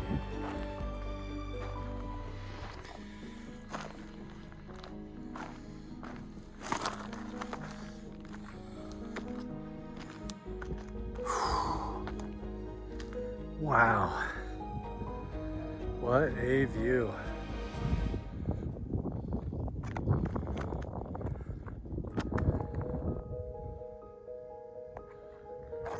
I was hoping to find something right around this point, this outcropping. It seemed like it totally lined up with that line of sight, but nothing here. Or is it a magnetic field difference? You know, I truly believe that Nids and Bigelow were here for that. If they were here, that's up their alley on what they want. Like all the, do you think the hot rocks and those weird geology stuff around the mines might be maybe a clue, or who knows, right? I don't know, yeah, I'm not sure. I don't know. Yeah, I have to agree. I think that Nids and Bigelow and those guys, they were up here with the remote viewers and the people from Stanford, and their objective was they were actively trying to find spots that would like amplify their abilities. Yeah, different energy. Right. And then when you've talked to Bigelow, he said that there was portals and things like that, or A portal. a portal. And then Rockefeller came, David Rockefeller, David Rockefeller, yeah, and he came up because he wanted to see the portal. to see the portal. Again, whatever that means. Yeah, Made so of Close you. Encounters of the Third Kind, that movie came out, you were saying, in the 70s. 1977. And then they were up here, NIDS was up here in the 90s. And so that 96. timeline doesn't even match. No, It'd be no. backwards. Yep. So how long have they been doing this kind of research? I mean, they even made a movie about it and put it out for everybody to see way before anybody even knew that was a real thing going on. And he's here, Jacques Valley's here, and he's with Bigelow, and he's with Hal Puthoff of all people. And they're talking about the psychic spy stuff at Stanford the whole time, right? Yeah, what they were focused on. Yeah, and back at Remote viewing and telepathy, telekinesis. So we need to find out who are the other people in the photo standing in front of the motel. Is there a connection with the remote viewing program, and is that what they were doing up here, or is that tied into all this talk about portals and the evidence that we're finding with the weird readings in the rocks and stuff going around? Who knows?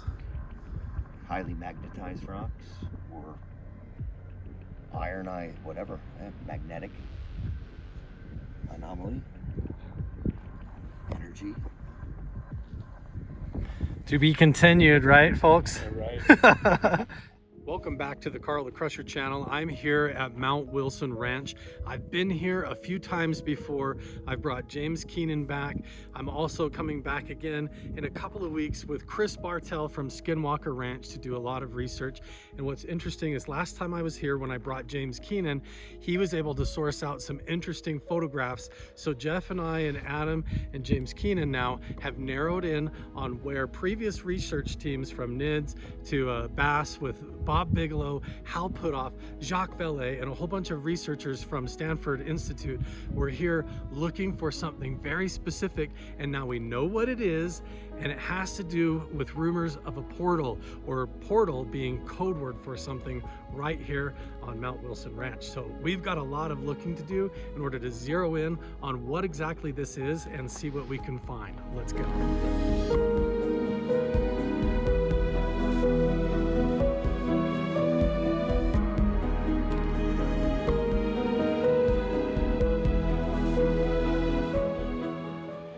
Jeff, you were just admitting to me that down in the meadow in front of the settler's cabin or around there that you found like an animal mutilation. So how long ago was this? Probably about 4 years ago. Okay. And now that we talk of all of these interesting things, this thing becomes way more interesting. Right. Basically, we have a dog, Penny, and we have a dog, King. Both of those dogs are passed away now. But Penny was missing. On day 2 of her missing. I went down to the meadow, and behind the pump house was the equivalent of a pile of guts. Entrails, liver-looking stuff, just gross guts laying all over the meadow. And the trail, it was snow on the ground. The trail went from behind there all the way up the hill behind the main building here, past the main building, across the road, and it all started, and I saw it when we were leaving here, and I saw the blood across the road. Wow. And that's what brought me back to go all the way back to follow basically where it came from and what this was, which again, my dog's missing. Is this something to do with the dog? It's like 10 degrees out. But this was a long, nasty trail of unexplained. So you're thinking something got your dog up here on the road and maybe carried it and then gutted it down there and then started from here and then dragged up there and then disappeared. Yeah, and it was like no footprints, nothing distinguishable. And this is in the snow, you said. Deep, cold, Arctic, so there's cold snow. There's a gut pile, like inverted animal, like all gutted out, and then but there's no tracks. Nothing. And then there's a trail of blood, like it was poured on the ground in the snow, but there's no tracks. To the point where, I come back from the meadow, I go up, my knickknacks in the truck sitting there. I keep going and follow the blood path up past the Colonel's house. To the point where will you just walk me through it? Can we go down and you show me where it happened? Yeah. Yep. And then we'll just go through the whole thing. Oh yeah. Let's do it. Yeah. Great though that I haven't melted. This is so awesome. This whole fireplace up here. Everything is decorated for Halloween, and there is going to be a Halloween party in here. So it's got pumpkins and bats and ghouls and witches and all kinds of cool stuff. And it is cold outside. We have an awesome adventure and expedition planned for this whole trip though. Holy smokes. For Halloween, I cannot wait. It's going to be crazy. Dude, I didn't even notice. Jeff just pointed out how they installed into the mortar of the fireplace. This is like a perfume bottle, and there's like cool little crystals from around the ranch. Look at this bottle top right here. This is like, what, a mining core? Yep. Wow. All into the fireplace of the whole building.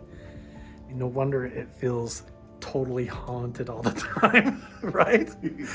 Yeah. Good place to hang out. It is. God, Adam has made it back to the scene. Yeah, we've got Adam. He's the star of the show. What's up, dude?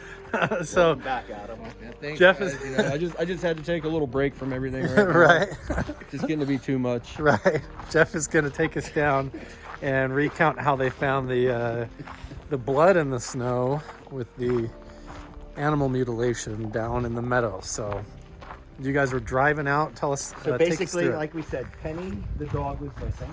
Yeah. It was probably, that was a stint when we had like negatives going. And there was at least 6 to 10 inches of snow on the ground. So we were just heading out, driving out in the van, out the front gates. 20, 30 feet down the road, across the snow, was a line of blood. All Just splattered right out here in front of the gate. Yeah, right out in front of the gate. Going that direction or going that direction. Coming right through the trees here.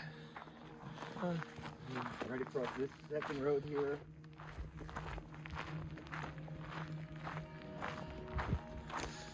So you couldn't tell if the blood was going from downhill and coming up, crossing that way, or going the other way, but the blood went clear across the road through the gate here. Basically like on this angle.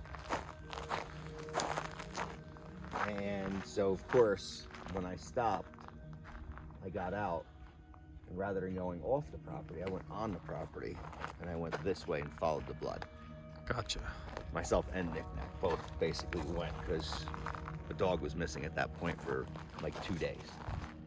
Okay, so we're walking along the path of where you followed the blood down. Yeah. Okay. And it was, you know, the snow was pretty deep. And it was just blood. And it looked like there was no footprints in it. And this is all heading down into the settler's cabin in the I don't meadow. know if it was heading down or heading up, but once I found what was down in the meadow, then I realized it was heading up. Oh, wow. So it started from there. Hey, did you see on his video? the It is picture so with, beautiful. So this is the bunkhouse. These are transplanted army barracks. This is where the stagecoach used to pull up and pick up the old miners that used to stay in the settlers' cabin. The original settlers that settled this whole area. But they weren't the first ones here because we find indigenous artifacts all over the place. Pottery, throwing points or projectiles, all sorts of different things. And we're learning more and more about it all the time. But right now, we're following the path of the animal mutilation that took place that they found down into the meadow. Into the meadow here, could it be tip to tip and it points out that way, or it points back under that way? Or is the tip up, or is the tip down? There's to be determined. Yeah. So, oh, go ahead. No, I was going to say our field geologist will take to figure that It's one just, I mean, there's just a lot of different things that it could be. It's not as simple as like, oh yeah, there's something in the ground there. It might be in the ground, but hell, it might be 500 feet, and then the exact shape of it, we don't even know. So Anyway, all you could do is dig or radar. We'll tell everybody watching this what Adam is referring to at a future point, but until now, we can't really tell you what he's talking about. Yeah, shut up, Adam. Shut your pie hole. It's almost like you gutted an animal, dropped its Right here? entrails, everything right there. And then the pile basically went and dragged that way. All the way up the hill around the saloon in front to the road. Yeah, like out that way. So it either got whatever it was. So you thought it was your dog that got caught up there and then dragged down here. And again, we're looking at it and we're like, what could this be? You know, and then we thought of a horse giving birth. Right. Maybe the horse was partially out, the baby, something grabbed hold of it. And it walked because there was no definitive footprints. It was just a pile of something that started here and just that way. Wow. And you couldn't tell then in the snow, you weren't convinced whether it was your dog or not, or how could you not tell what animal it was even? No, it was just guts, just pure blood and guts. Really? Yeah. And so then, Anything. how was it? Did it end up being your dog, or what happened? No, the dog wound up coming back. The dog was caught up in a leg hold trap somewhere on up in this region, and somebody obviously let it out 3 days later. Really? Yeah. So she came back, so that was good. So then the question was, what was it? And we came down to, oh, it was just a horse giving birth and something must have grabbed it and no big deal. Right. But once again now, This is the same kind of thing that you hear about the animal mutilations at Skinwalker Ranch and other locations that have been researched all over the place, up in the Uinta Basin and elsewhere. And they say cattle mutilations, but honestly, the reports are mutilations of all kinds of animals and this was undetermined, whatever. even this people, was. but you don't even know what it was. It's just No, and it was definitely dragged a long ways to the point where I followed it past the vehicle the other direction for a ways until I stopped, had a moment of reasoning, like, I don't have any type of, let's say, protection, and I'm out in the woods and there's blood drag, who knows what it could be, a cat, yeah. Or something. Now, would you say that there's anything about this meadow that is significant to you based on when you bought the property from Robert Bigelow? The only thing specific was there was a D9, D10 Caterpillar that's now supposedly at Skinwalker Ranch, buried over there in the The meadow. same tractor that they had stuck at Skinwalker Ranch was right here in the meadow. It was actually stuck here for apparently 3 years in the meadow down to its seat. Like they were digging here in the meadow for something in this area. Evidently. Or maybe right here by the settler's cabin and all that. And I find it really interesting. Here we have this geology again, where obviously this meadow is like formed by some kind of a runoff. So if we were to follow this meadow up, does it lead to like a stream or aquifer or spring or anything like that? Natural springs. Natural springs. Several of them. A lot of seasonal runoff. Right. But there are several seeps / springs. Which this is also a very similar thing that we keep finding with James Keenan with the hot rocks, the stream of water, the geology like coming out into like a flat meadow. It's the same kind of geological formation that we get up in the Uinta Basin at Skinwalker Ranch that we've been following all over. So what is it about this type of location that seems to be so intriguing to these former teams that go from here to Skinwalker Ranch and elsewhere? Let's see if we can find out. About the Caterpillar or the tractor. Well, I don't even know if it was a Caterpillar or what that was. It was a dozer. It was like a D8. D8. The big yellow one? Yeah. What do you remember anything of about that? it? As a kid or when you Yeah, were I younger? just remember riding down here on my four-wheeler, riding around. You go up and down through the apple orchard as a kid and all that shit, and seeing it stuck here. And then It was stuck here. Right. So he did see it. it was like that's what I was walking around just now. I was trying to put together and remember back to exactly where it was stuck at. Well, what are all these trenches? Is this you? This is from me. This is irrigation for Okay, the apple orchard. Gotcha. But I know it was stuck right here. Yeah, Yeah, it was right in we front. got to be close to on top of where it was stuck, from what I remember. But it's been, I mean, when did they get it out? Maybe 98 or so? Because they stuck it around 97. Maybe, I don't know. I know it was stuck for at least a year. Yeah, I was told it was stuck for upwards of 2-3 years. It There's was a still a long little time. bit of, residue from it that I still clean up every once in a while. Down there where it was leaking oil and stuff. When it was stuck here, it was buried to the seat They had it buried in the mud meadow. here. It was buried in mud Yeah. and gush. Yeah. This is like a natural. This is like a rice paddy in certain years. That thing was stuck. Yeah, I'll have to look it up. I don't know if the dam had broke or sprung a leak or what had happened, but I know this was super flooded and the mud was incredible. Really? And yeah, Because this goes up to a pond or what? Yeah. To the spring up there. You can see the dam right there. Well, maybe can we walk up there and see? Oh, yeah. Let's Yep. go check it out. Yeah, when this was full in its day, it was actually in National Geographic in like Yeah. 72 or 1, apparently. Please, somebody in the comments, figure this out and hit me up on Instagram or Twitter or whatever if you find this issue Yeah, of if the you have National one of those Geographic. National Geographics in 1970. Go check Grandpa's boxes if they've got National Geographic 1970 earlies. And it was bass fishing in Nevada. Bass fishing in Nevada. Yeah. Did you remember what was on the cover of that issue? I have no clue. No clue. No clue. But it talked about this Donna lake up here. Bardeen had a copy of it, but again, she passed away and I wasn't able to get that copy of it. Okay. But this was Craw Creek. This is Craw Creek. This was Craw Creek when water was above the surface. Have you hiked all along the rocks on this ridge Oh, to yeah. look for artifacts? They're, again, everywhere around here. Everywhere. Yeah, that's about as simple as it is. Oh yeah, all of this. Yeah. Okay.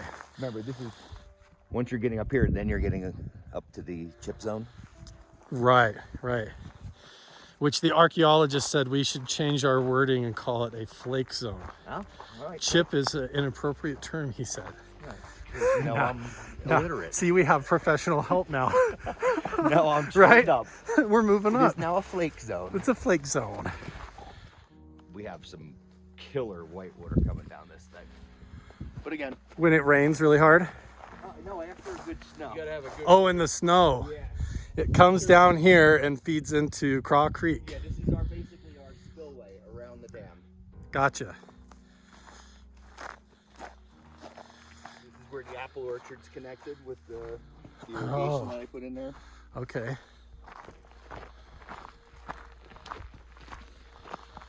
And like Adam said, at one point in time, the whole dam blew out. Flooded and then they got the tractor stuck. No, Or no? no, that was nothing to do with that. Oh. Oh, wow. Okay. Right. Whoa. All right. Interesting. So, in its day, you can see the water line. This was a full lake. Dude, wasn't the Bobcat Nope. Next lake. Hey, look at the paddle boat. I noticed that the other day when I went by. Paddle boat down in there Look still. at how tree fell on it. Yeah. The water's just. So you have to come out here and maintain this all the time to keep it flowing when it's run off. Yeah, to huh? make sure that I don't lose the dam. So see, you have a lot of water flow coming from clear up on Mount Wilson, working its way through the tributaries all the way down to here, and then this dam, and then it runs down right into the meadow. So this is something that James Keenan, myself, Chris Bartell, working in collaboration with Skinwalker Ranch, have been finding the same things in other places. So that's significant. Creating an energy something. It's like a geological battery. Yeah, from the mountain running all the way down through the meadow.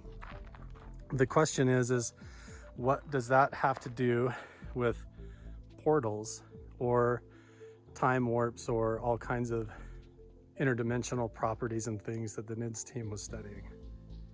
Who knows? Yeah, who knows? Until further note. Well, we're right on top of it though, right? Literally. Supposedly.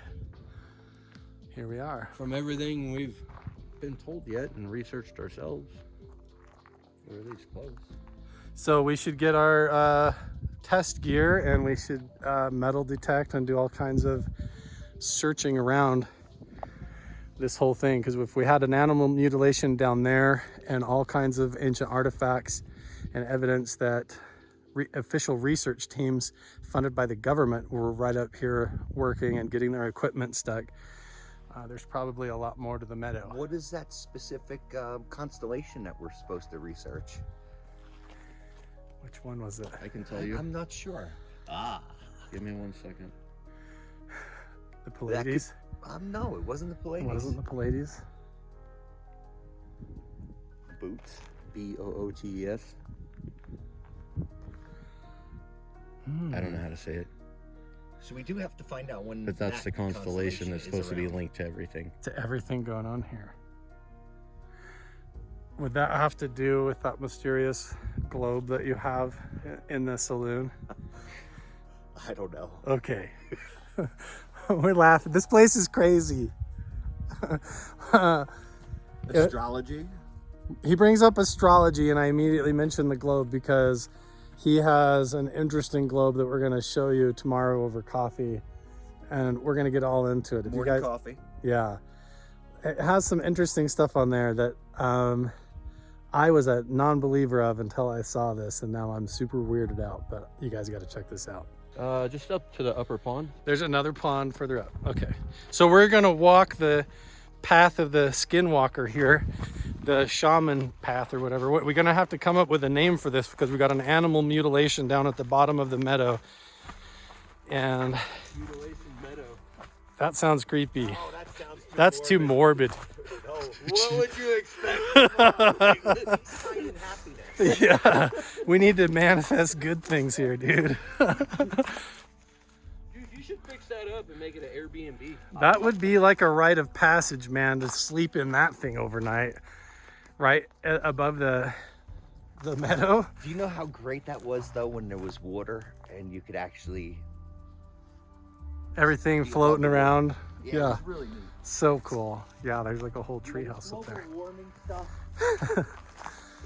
Yeah, this is all dried up. So imagine this was all flowing and running water and probably going underground and everything and creating all kinds of effects. So I have since done this myself, a little bit of digging here because I was just All of this researching. trenching. Yeah, I was researching just the different levels in here to see what was going on. Yeah. You know, heavy years, low years of sediment. Some sort of metal object. I do have to dig it out of there. What is it?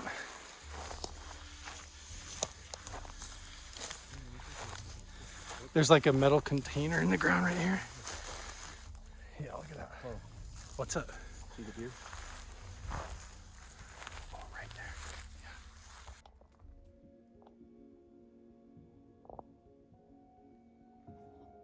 Hey, turn around.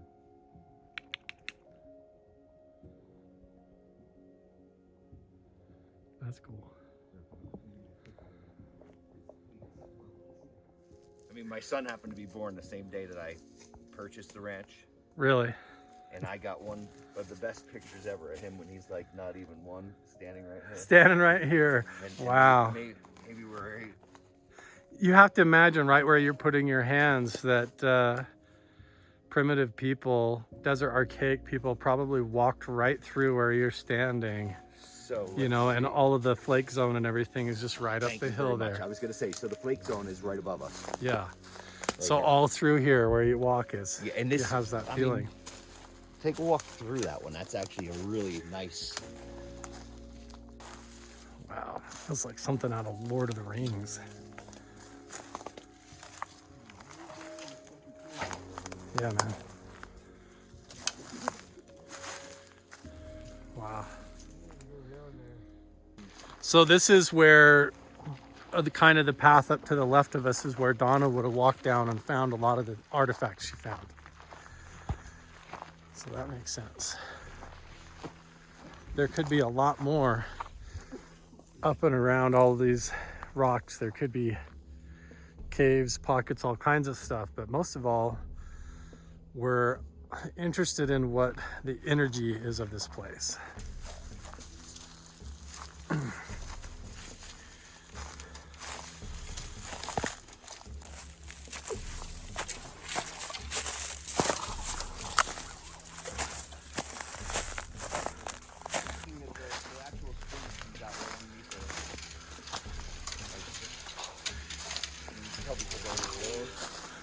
This was where the spring was coming up. Yeah. At the base of like this encroachment here. So this would seep all year long. Just run. this could be energetically part of the portal area if they were nicknaming it the portal, or if it had some kind of energy properties where the spring is coming out is important, very important. Coming right down off of this rock, you can see it Squeezing out from underneath of it. coming out right here, headed down to the meadow where the animal mutilation is and all the paranormal encounters occur.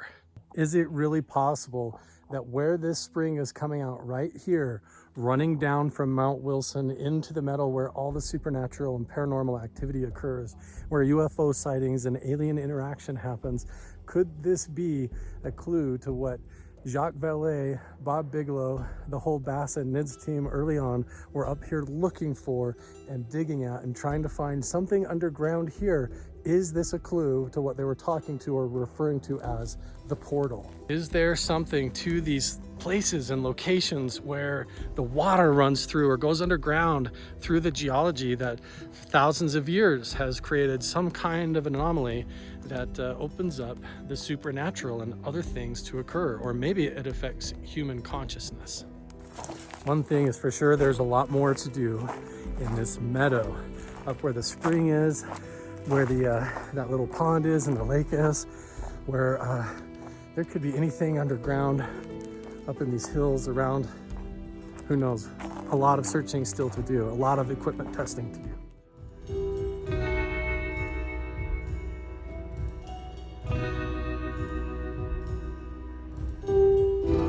They almost like you gutted an animal, dropped its Right here? entrails, everything right there.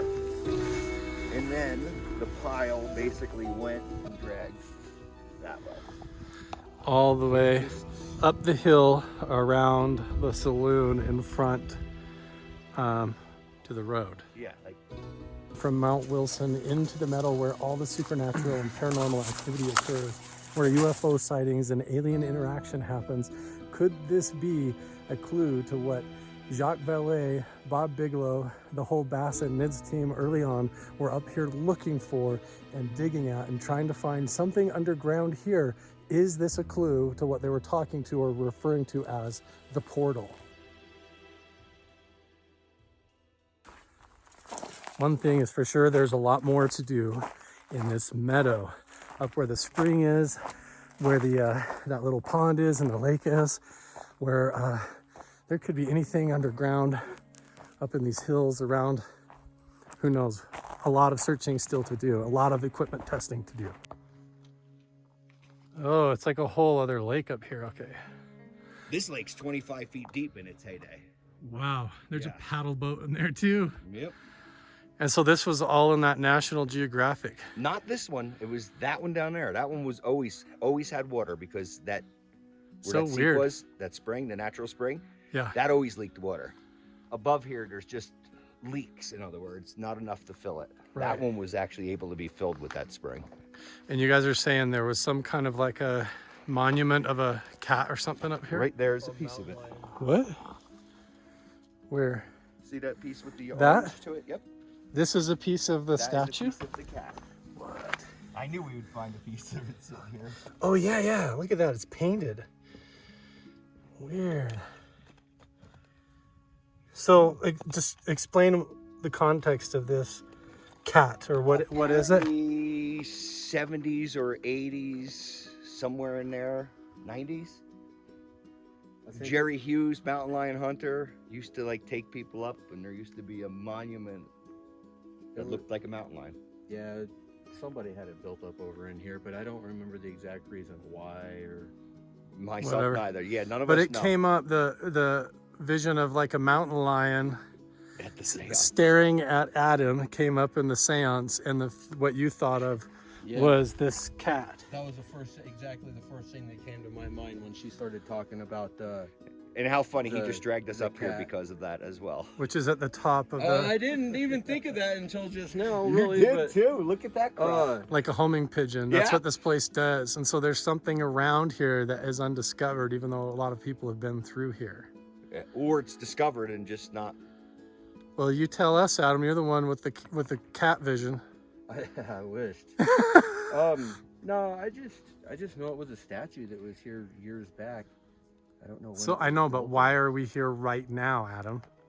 I wanted to come up here mainly because of this dam and what could potentially be between this dam and the next dam Down there. is why I wanted to walk up through here. Yeah, the cat didn't have no, I'm interested in this whole meadow area right here. This is where it is at for me. Interesting. Okay, so we'll see if something manifests in the future with Adam and something to do with the statue of the mountain lion up here at the upper dam, of the cat or whatever it is. Yeah. It's so weird, dude. Right? We're trying to document it all because this stuff happens in weird coincidences. So Yeah, it all did too, man. That's kind of like bringing it all up. Now it's like shit. when we don't film it and we don't talk about it, we end up off camera having a whole bunch of weird synchronicities, and so we're gonna start filming them more. Yeah, This is one of them. yeah, but this might go against what we're like. My whole thing with the Meadow is. You just said, is there something Is buried? there something buried here? Was there something buried at one time that's been removed, and it's just just a dead meadow? But That's what you're feeling though as you stand here in the spot. We're in the I seance. think I think stuff pertains to this whole. What have we walked here? A half mile up? Yeah, and Around we there? followed him up here. You took us up here, and now we're at the cat where the seance told you to come. Pretty much. And he didn't even realize he took us here. No, you didn't realize you were doing that like a No, homie. I was just walking. So I say we go kind of up around and walk the ridge back to see what you feel. Let's do it.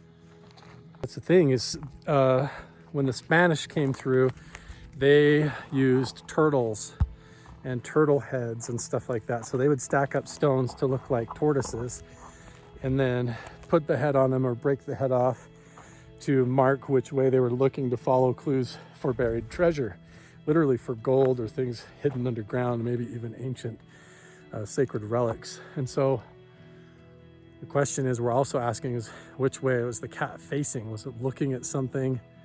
It obviously looks like it was painted, but who knows if it was a marker for something or not. Maybe the cat was put there pointing a certain direction or looking at something to be a guide to head. Point somewhere.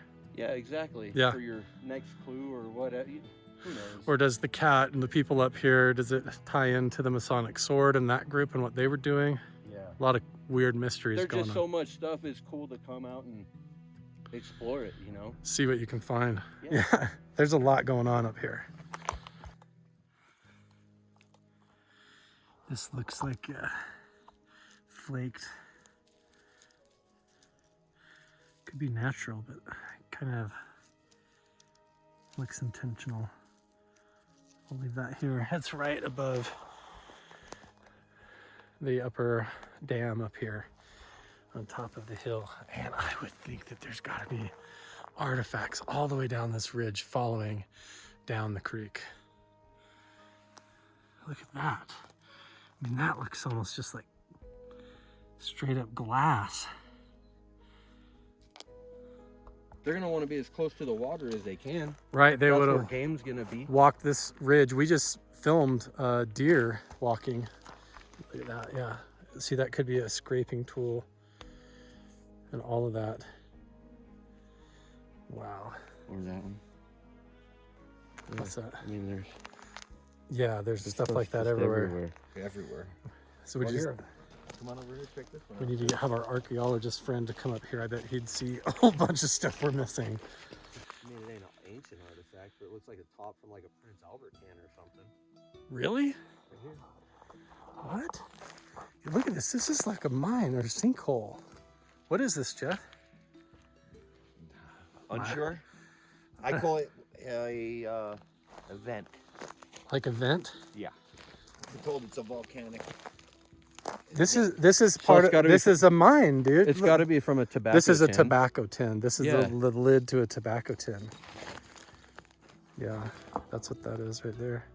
My camera doesn't want to focus on it. Hang on. Let's see. There you go. Yeah, this is the lid of the tobacco tin. See the hinge right there?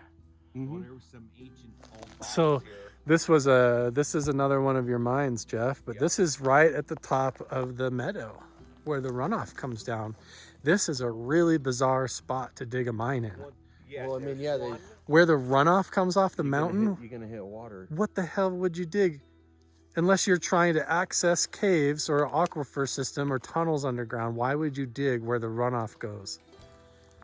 Why would you dig a mine right here? The dam's right there.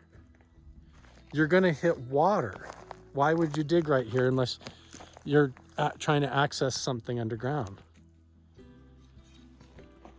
think we do need to dig here, though. So, I Dude, think just by looking, or maybe they were doing a test hole just to see if they could find gold or silver. right as we walked up here, the battery on my... Like a lot of iron in the rocks and stuff that are here.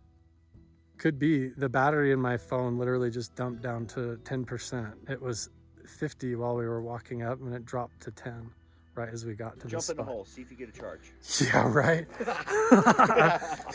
See if Adam falls into another dimension. I don't know why you guys are always sending me in these places. You walked in there on your own. We came up here following you and the cat thing.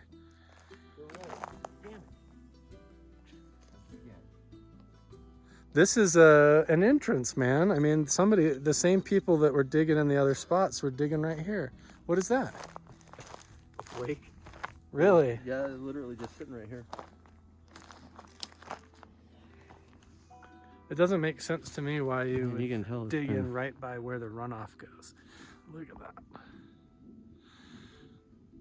Totally. And that was just sitting right at the entrance here. Yeah, just right there. And then I found this cool piece of rock.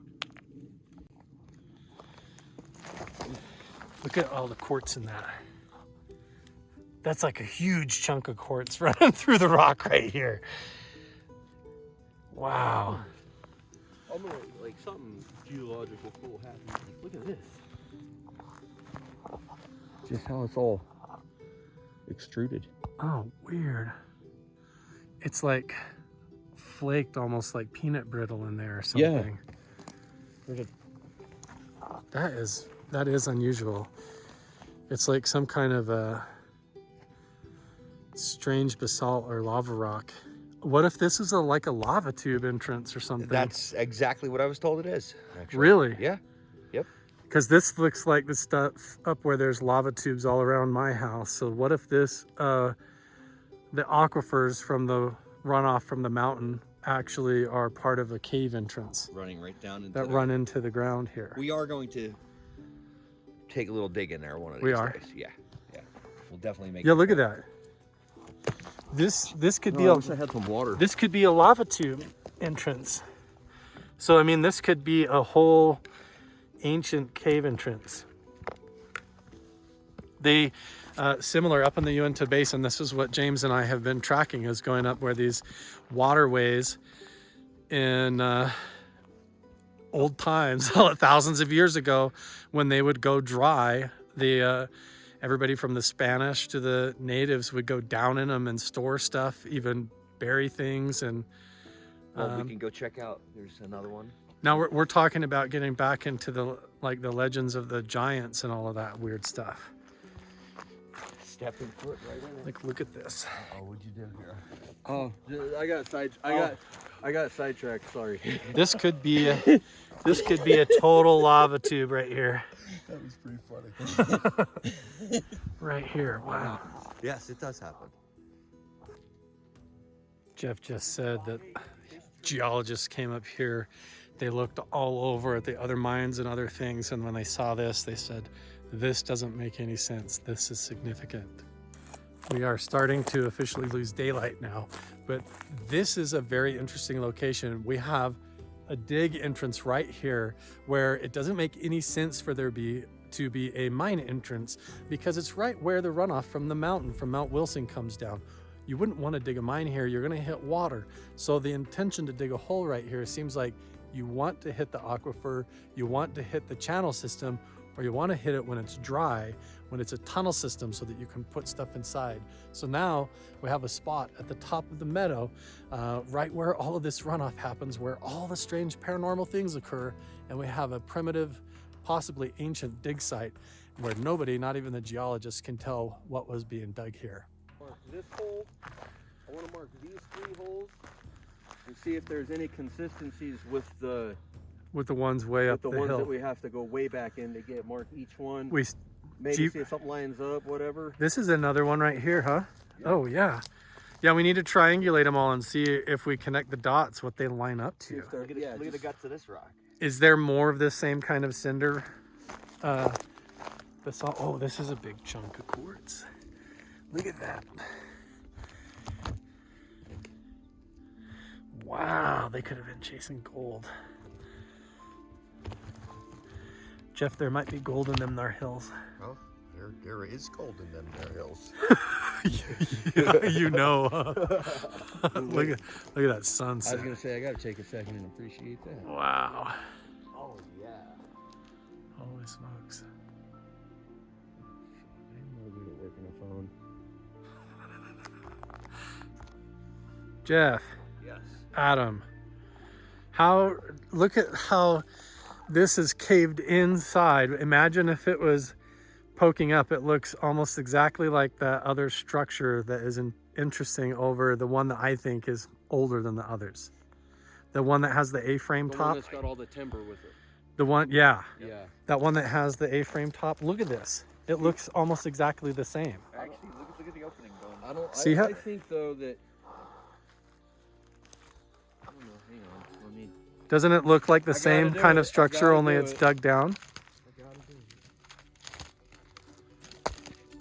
Catch me if I fall. Dude, don't go down a shaft, man. No, I was just curious of how, like if these timbers come out How about down in to there? support anything or.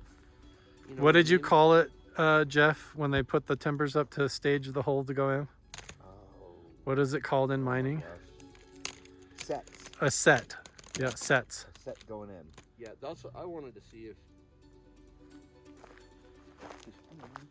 it looked old once you got down in here or whatever. But we'd have to clear a lot of it out. These are two dig entrances right So here. this is now cleared out because we did a dead, diseased, and dying tree cut program.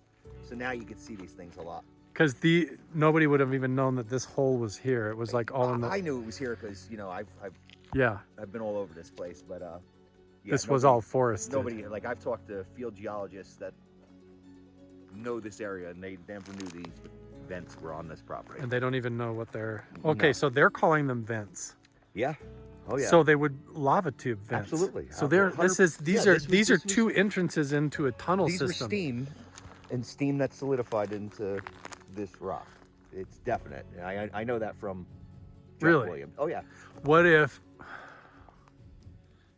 these were the entrances that the Caltech team was up here doing the archaeological digs? It's definitely possible. Absolutely. Wow. Oh, that is like Yeah. Wow, look at that. Yeah. That's why I came up. That's why I got all quiet. Sorry. It looks like a rim of fire. And then look at this. We have a whole other one, a third entrance here. Jeff, you have lava tubes going underneath your ranch here. Yep. This is another one right next to that one. Same deal. These go into an ancient cave system. That would be my assumption. And another one right here. We're running out of daylight. Okay, we're coming back. We got to check these out, man. This is awesome. Multiple interesting entrances going into the mountain at Mount Wilson, going up the meadow, where the whole team has been studying and trying to find reports of a portal and all kinds of supernatural paranormal encounters occurring. So who knows what is hidden underground in the cave systems or tunnels that could be here hidden in these tunnel systems at Mount Wilson. We're getting like a really crazy high signal. Maybe it's something in the wall, but what if it's something in this box?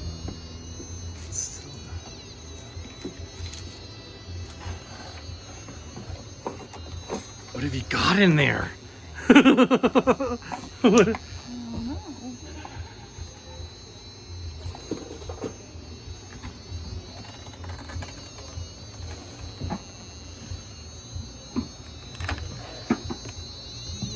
It's in the wall. Screaming in there. Wow. Huh. What's up, guys? You're here on the Carl the Crusher channel, and I am down in the Meadow at this really interesting point of interest in front of the settlers cabin, at the bunk houses at Mount Wilson Ranch. I was getting ready to fly the drone up over the Meadow to showcase what I've been filming up here with Jeff and the guys, going up to these vent holes, these lava tubes, these mine test sites or whatever that go all the way up this interesting meadow where all this paranormal activity seems to occur. But as soon as I tried to go fly my drone, it emergency landed. The battery completely drained from full to zero, and I had to just basically like bring it immediately back down as soon as I took off, which is crazy because I charged the whole battery overnight and before I came up here. So there shouldn't be any reason for it suddenly to battery drain on me. Completely full battery, dropped to zero, and emergency landed. It was all 4 green lights on my drone, and it said it was full. The charger status, everything on the drone said full. I took off, I got right above that tree, and it said electrical problem or whatever, and emergency landing, flashing red light. And I had to basically bring it straight back down, and it said the battery's dead. Either you need a new battery, I charged it overnight. I put it on, I looked at it. It has 4 indicator lights, all green. It charged all the way up. I took it off. As soon as I got like maybe 50 feet in the air, it said emergency, emergency. I heard you hit the air. I was like, all right. I was recording it all and everything, and it had to come straight back down and land, and it said battery like was at 1%, and I barely got. Try it again. I'm gonna try. It happens. Yeah. Remember, well, we're encroaching on Halloween. This is right where the portal was, or whatever they were supposed to. Right here somewhere is some kind of a energy anomaly. Right there. That's where the bulldozer was. Right there is where it was stuck. Right there. Right there, where they had the backhoe stuck. No, bulldozer. Or bulldozer. Bulldozer. Yeah. Yeah. When Adam said it was a D8. D8 bulldozer. To the seat. What the heck were they looking for here? Okay, well, we're gonna try and charge up the drone and see if we can get it working. Look, it was completely full and now it's just blinking 1 green light. I had all 4 lights going when I took off. It's constantly something like this. My phone will just be full and then drone drains, all that same kind of energy draining going on here. Okay, we'll try this again in a little bit. So we had Adam come up with his drone. Mine's all charged now. Now yours is erroring out? Mm-hmm. And I've never had a problem with mine ever once. Like, yeah. That's why when you said yours wouldn't work, I'm like, well, I'll bring mine. Mine works every time.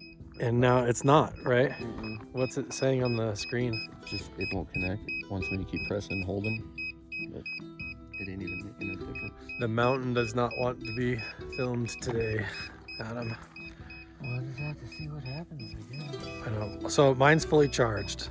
I'm gonna give it a shot. So no explanation whatsoever. We are chasing around technical difficulties today. So I've got my drone here. Adam's got his.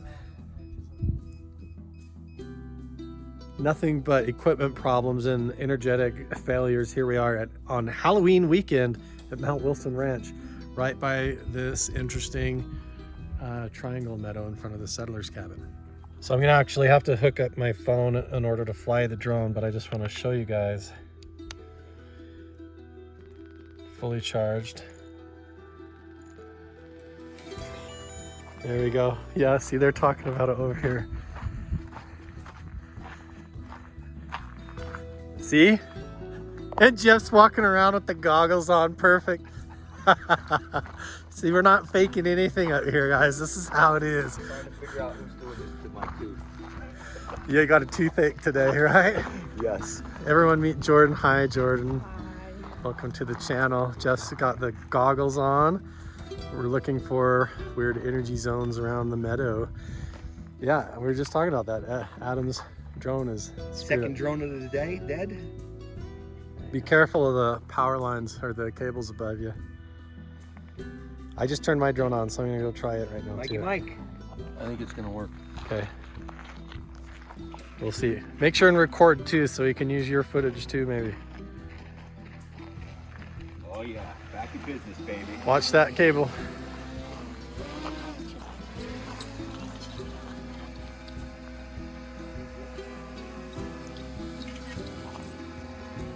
I'm gonna go fire mine up too. So the idea is we're gonna try and fly up the meadow to try and get an overhead view of how Craw Creek flows from the bottom of the meadow in the valley here all the way up the mountain where these lava vent tubes are coming up, and why this was the focus of so much intrigue and study from the NIDS and BASS team with Bob Bigelow and all of his research with Jacques Vallée up here. So we're gonna do a flyover right now. Hopefully our drones will actually perform and the energy zone here doesn't just wipe them out.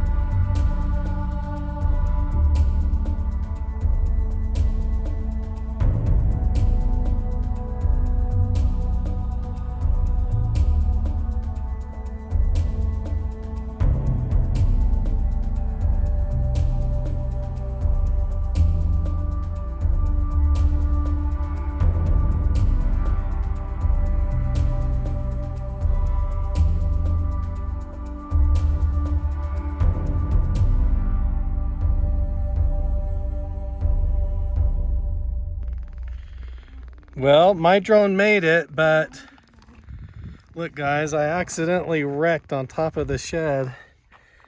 I broke all my propellers off, but I still was able to make it back. So, so far so good. We got some epic shots and the drone seems like it survived. We'll just have to repair it. But Adam, yours is not working? No, it'll only go up like 75 feet. And then it's crapping out on you? Yeah. What the heck? We're just having all kinds of... And this is brand new. You just got it, right? Just got it. Air to us. Weird. So yeah. Charged batteries. I mean, 100%. I'm glad I was able to get a flyover. So we'll have to check and see if the footage turns out. And I had my doubts about all the electronics messing up, but maybe they do. It keeps happening all the time. We're talking about all these local stories that everybody have of the shaman and people that lived in this place and in these rooms. And what we're noticing, Jeff, is a lot of these paranormal incidents seem to line up with your father passing away here. So we might need a little bit of filling in on about that. Well, the Load, as he was nicknamed. The Load? Okay, awesome. Yep. And my mother was Mother Load. He lived a year of his life down in room A. Down here at the end of the building? No, the room where you had your Oh. Are you able to right from that corner that you pointed at, that was right where his bed was. Where Adam and I both felt the cobweb thing move through us? Really? That's the same room?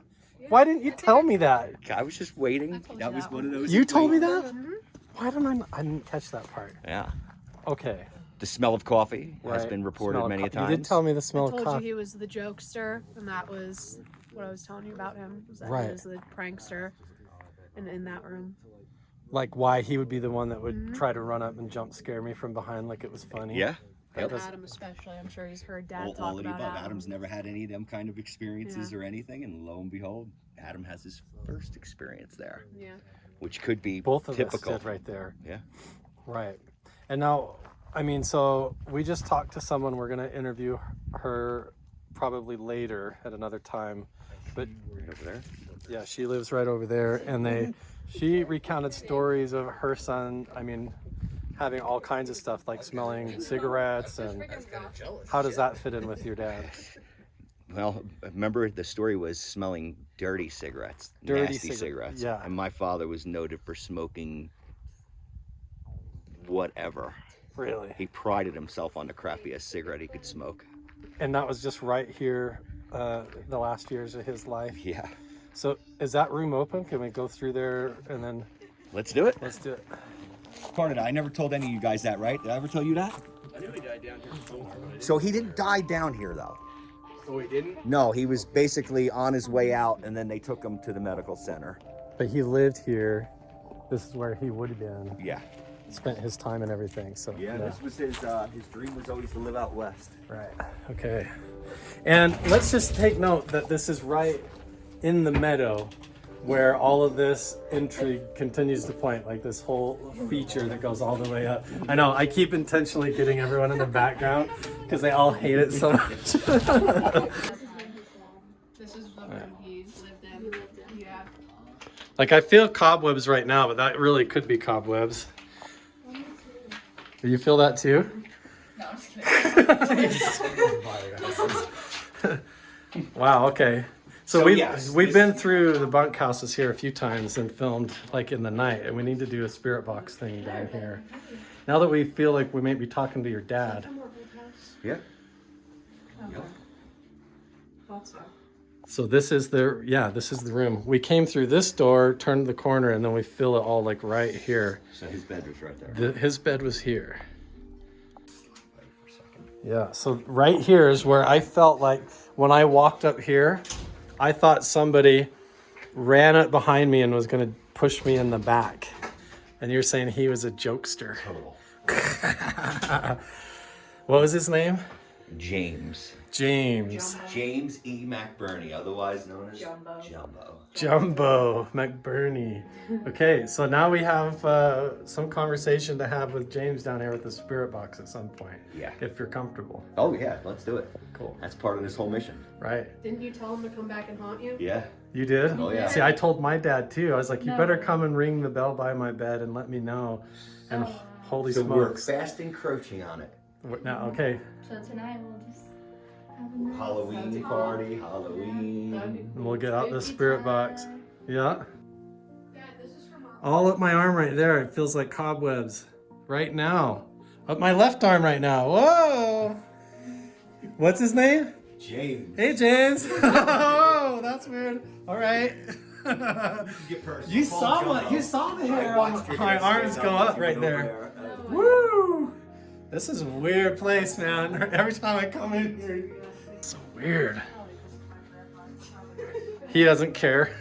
He doesn't care about you guys. He's just messing with me. Just getting Carl a little while. Wow. Have to get the firecrackers out. That's how you can summon him with the firecrackers. Yeah. Is that what, that was his thing? Was firecrackers? Yeah, at his funeral, they lit off like a whole. The biggest reel you could light off with firecrackers. James Keenan was telling me that when he was here. He's like, "Did you see how many fireworks that Jeff has collected back in there?" Right. There you go.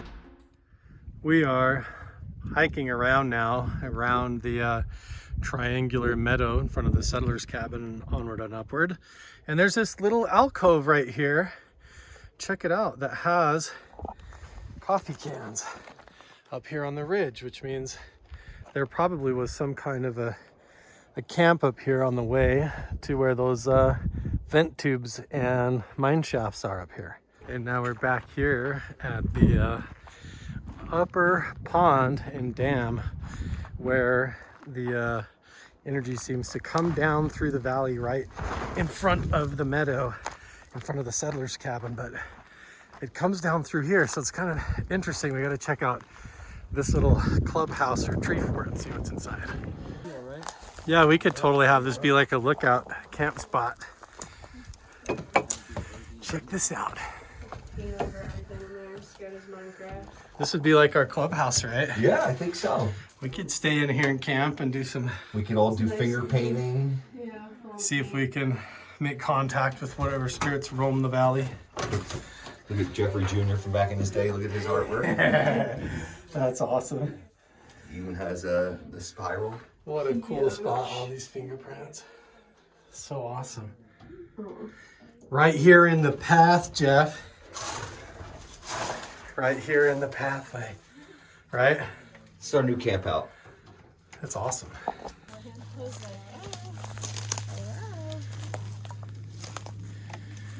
A lot of mysteries, a lot of interesting stories, and a lot of memories for you guys. Lots of memories. A lot of memories. 15 and a half, 16 years later. Yeah.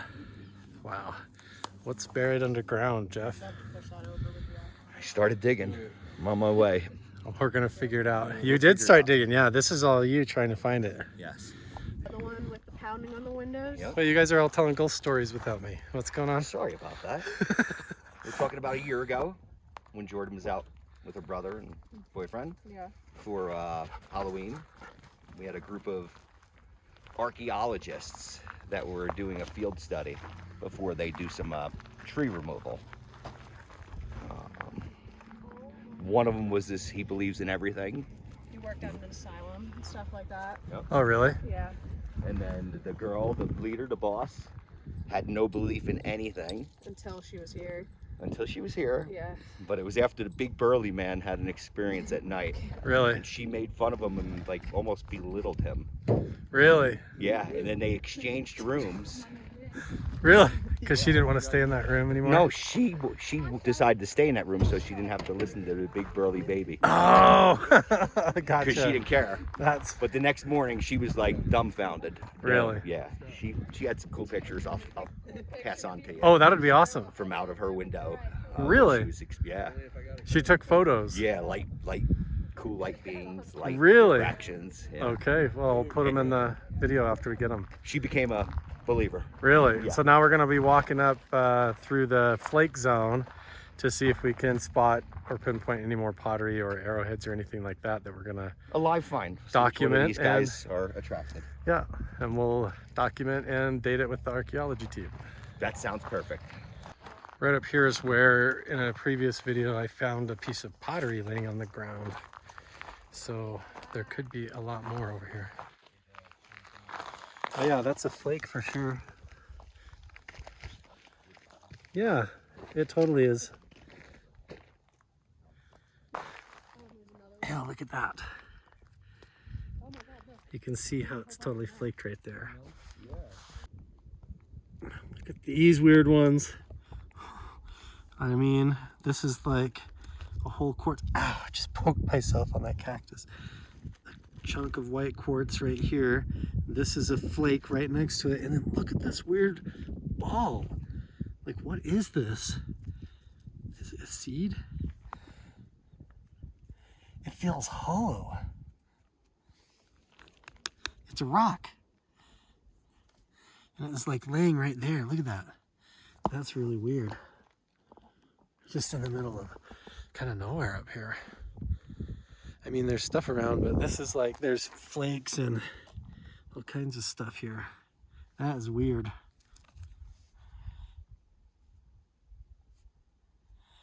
I kind of want to clean it up.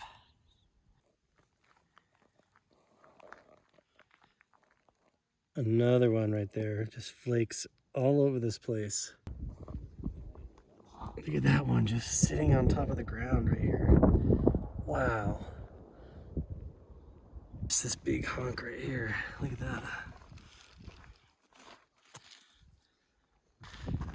Look Look at that big one. Looks like Look at this white one. orange ice cream.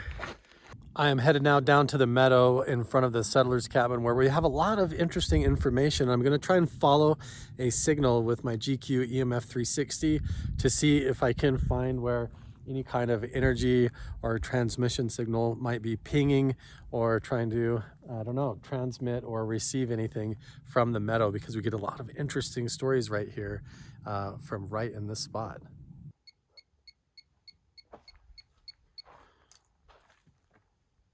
Interesting.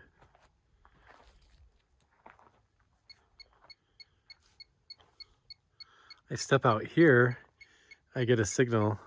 I walk in towards the settler's cabin and watch. See that? That is interesting. Let me rotate these signals around here. Here's the EMF.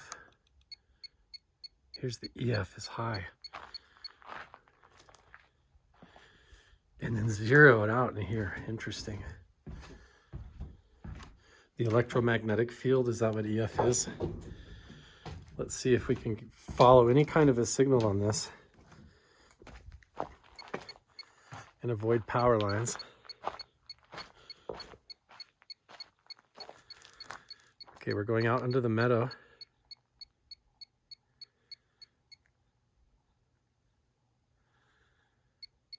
I'm actually getting some really interesting signals. I haven't been filming for a little bit because I've been like, is my device not working properly? But look at this baseline signal right here. I don't have, I have airplane mode turned on my phone. I'm right here by the pump house, and we're getting a really normal baseline signal. So we've got the EF reading, the EMF, the RF going right there.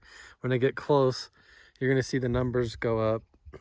Oh no, see, it's all baseline. It's doing pretty good. Everything is really clean right here. So now watch when I walk around here. Now we have this power line and everything, but watch as I move towards the settler's cabin here over the meadow.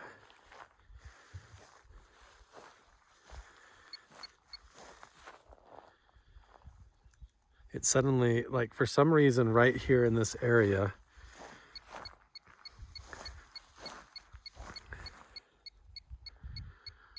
starts to peak.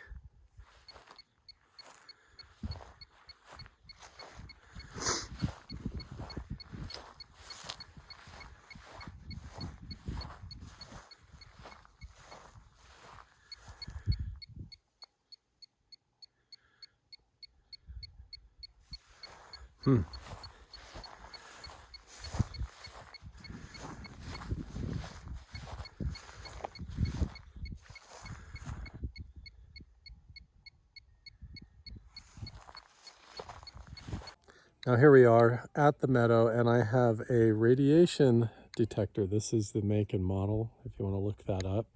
We're going to be walking around the meadow, again right here next to the settler's cabin, to try and test to see if we can get any kind of radiation signal. Already right off the bat, I find it interesting that the baseline here is like above 30, 33, 35.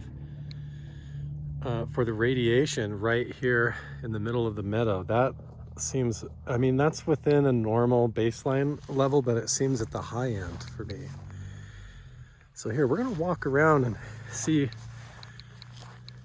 This is not going to be affected by the power lines. This is entirely different. If we get radiation above 40, here we go, 43. This is in the same spot that the EMF detector was going off, and I thought that I followed it up to the power lines, but maybe not so much.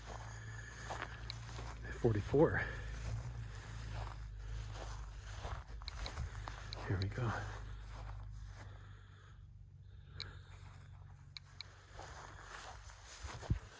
This is a pretty high baseline level for radiation. 43, 44, 45 right here. 46, 47, 47. Well, this way. Well, hey, Blue. Are you radioactive? Nope. What about you, Odie? Is you radioactive? No.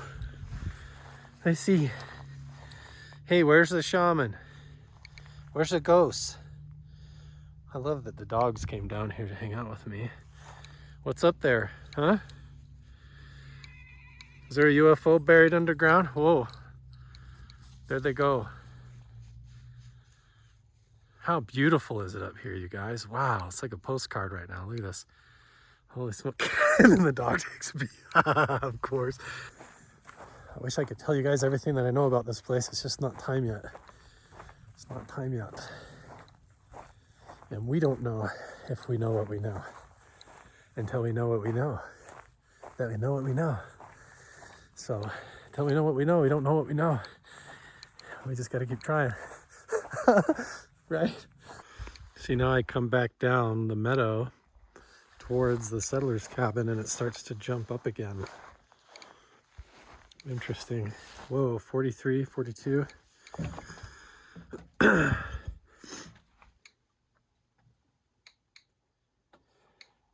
Is there something underneath the cabin? Let's go inside the settler's cabin. Look at this, 45.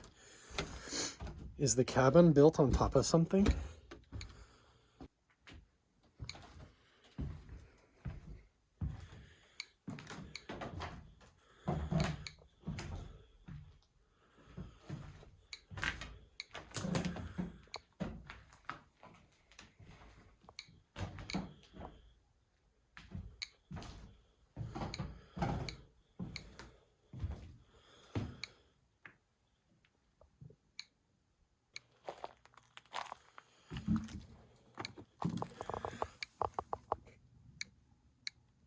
Oh, look at that.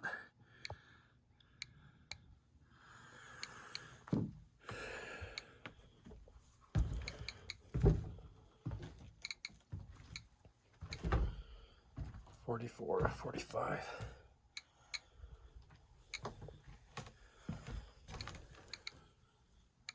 $46.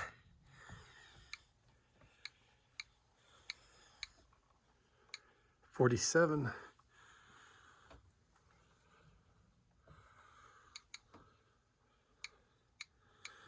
$48, $50, $50, $51. Right on the middle of the front porch here. Is there something underground here? 49 to 51. It feels weird in my legs right here.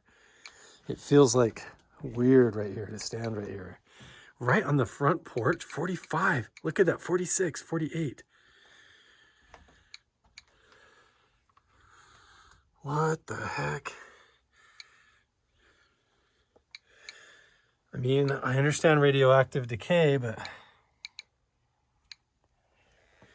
that was jumping well up over 50 right here. So we have to keep checking, metal detecting, getting more equipment. I want to get LiDAR, do more paranormal investigating. One thing I haven't done enough of here is sky watching, UFO watching with night vision and other optics to see what we can see in the sky. Trying to figure out how we can zero in on where this portal is supposed to be or what it's supposed to do. We gotta hike back up where the what looks like vent tubes and other stuff are and follow up on some of these places, take the equipment away from the power lines, take the radiation sensor, use night vision, a lot to do.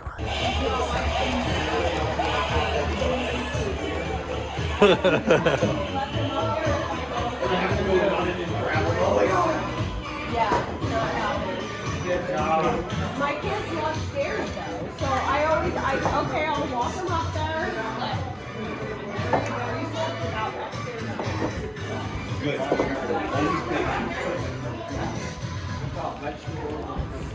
Oh, there we go. What's up, dog? How are you? How you doing, buddy? Good seeing you. Doing great, doing great. I like the costume. Well, thank you. I love the suit. I really liked it. Who took it? Who's got it? Oh, wow. Oh, wow. Hey, did you meet the kids?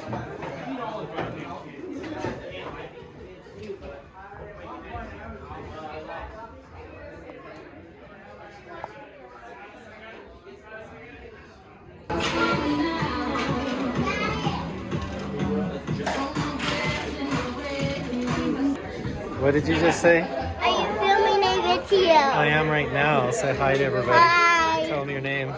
Bailey John. That's not your name. Ah. You're in costume.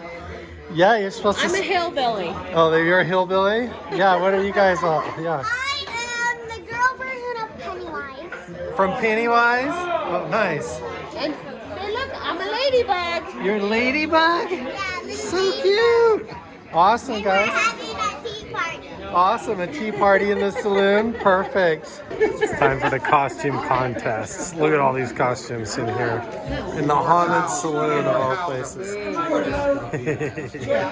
What's up, guys? Next morning now after the Halloween party. Everybody's pretty much gone home, and now I'm just back up in the meadow.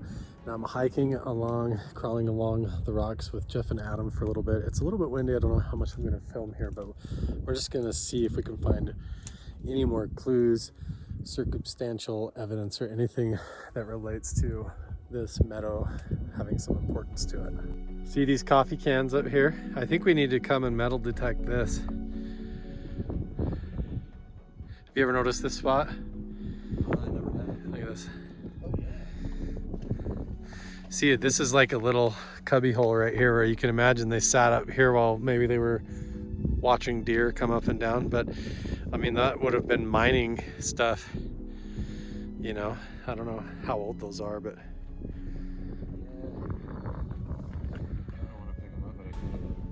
wait till Jeff comes up, and if he wants to, he'll probably just, I'm sure he'll walk right to him and pick him up. he'll probably pick him up, and we'll see. Yeah, we need to metal detect underneath. Right. You never know, we're poking around. I might look down in a little alcove like that. Cracks the rocks, we might discover petroglyphs or a piece of pottery, flake, or anything like that that could change the whole direction of things and give us a clue. And so we're looking around all these rock features trying to see what we can find. The goal tonight now is to recreate some of the basic experiments of Jacques Vallée and the original NIDS team using night vision. I have this Psionics Aurora black night vision camera that I have set up on this handle and ball pod or whatever.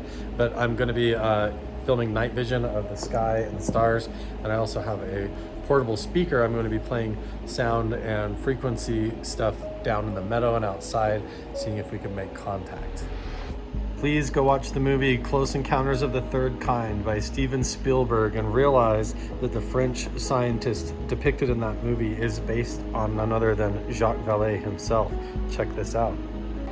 Here he is, Jacques Vallée, and I have pictures of him standing here in the bar and down in the meadow doing research here at Mount Wilson Ranch, and there's stuff in this book about him.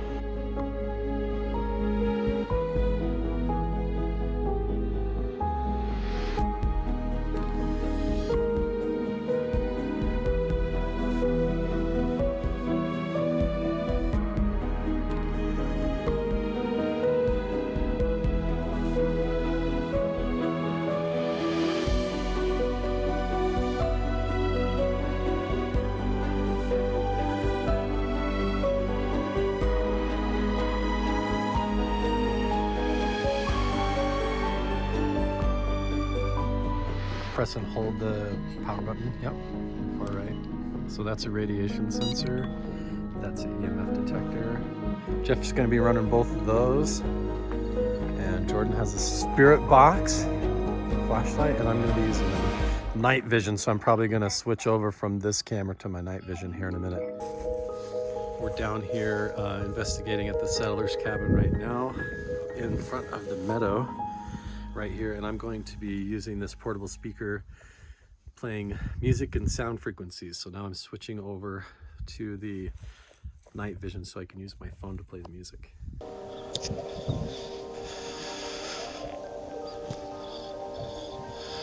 just saw a huge shooting star go over. What's up, Jeff? Have you got a signal? Whoa, there's like a big hole right here. What's up? Have you got a signal?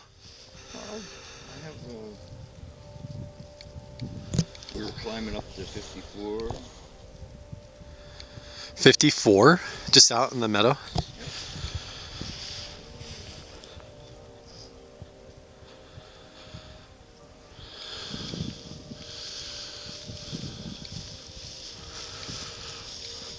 The music that I'm playing is designed with tonal frequencies that are in harmony with the Earth's electromagnetic field. So it's like a beacon.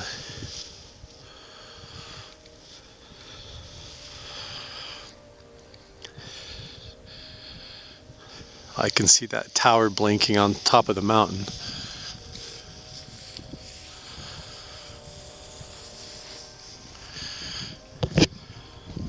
Man, it's cold.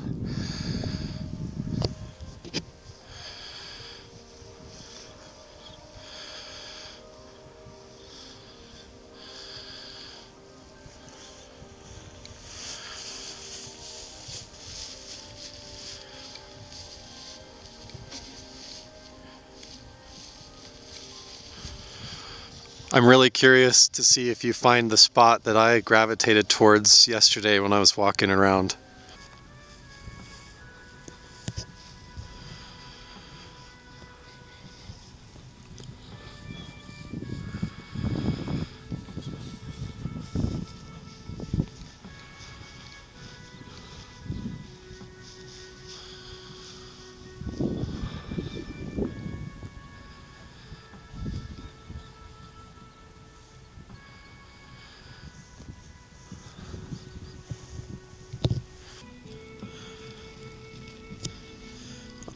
I'm currently laying down in the meadow, looking up at the sky, doing a CE5 meditation. You can see my hands are shaking because it's so cold out here. I'm actually shivering right now. But I'm going to be doing a meditation right now and looking up at the sky. I'll start recording if I see anything.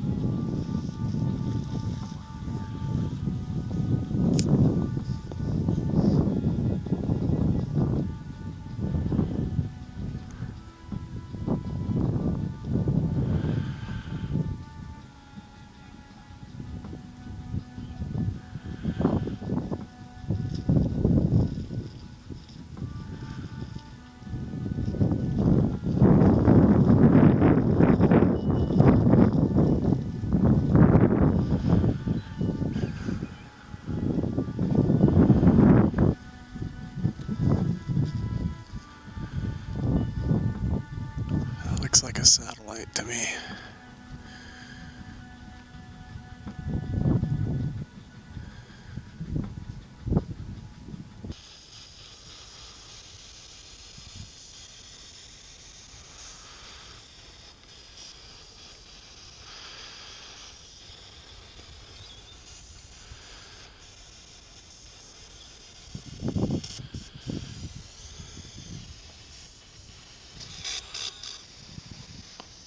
The spirit box just said the word spirit. If there's someone here, can you say your name through the box?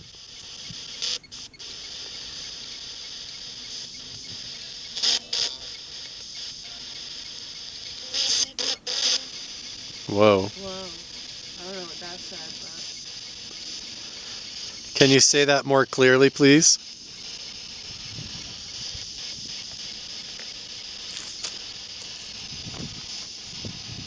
Now your sensor's going off. If there's someone here, can you please say yes into that radio?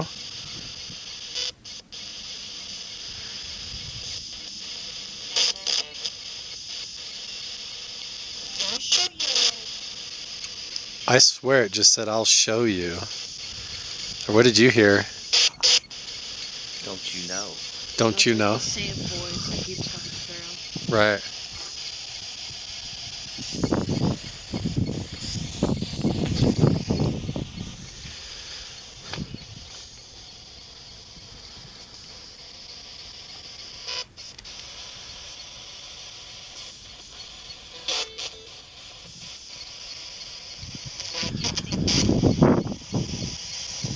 Something about thinking about. If there's Someone here in the meadow with us, can you please give us a sign or appear as an orb of light?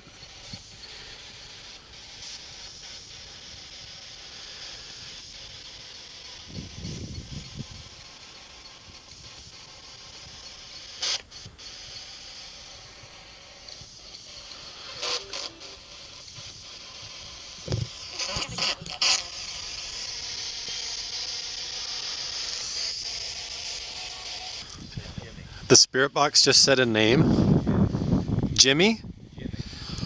Was that your dad's name? It is. What? James. James? He went by Jimmy? Yep. Friends, it was Jimmy. Jim.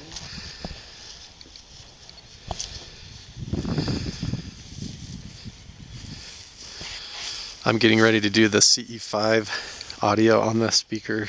I just put the portable speaker out there in the meadow. I might have lost it until tomorrow. No, I'll find it. It's out there somewhere. But I'm going to play the CE5 crop circle noises and see if we see anything in the sky. Again, we're getting more like spirit box and energy activity than we are anything up in the sky tonight. What was that? Said all over the country. All over the country?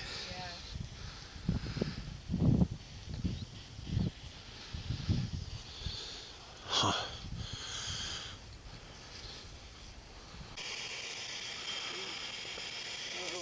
There's like multiple voices talking now.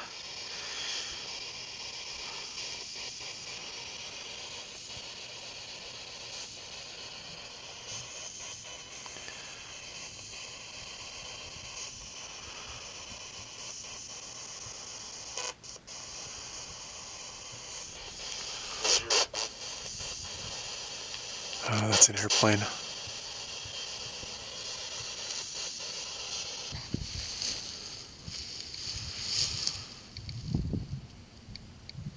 You're getting more of a signal over here now, huh? See, I was closer to the cabin yesterday. Yeah, I picked up to 59. You got a 59 signal here? Really? It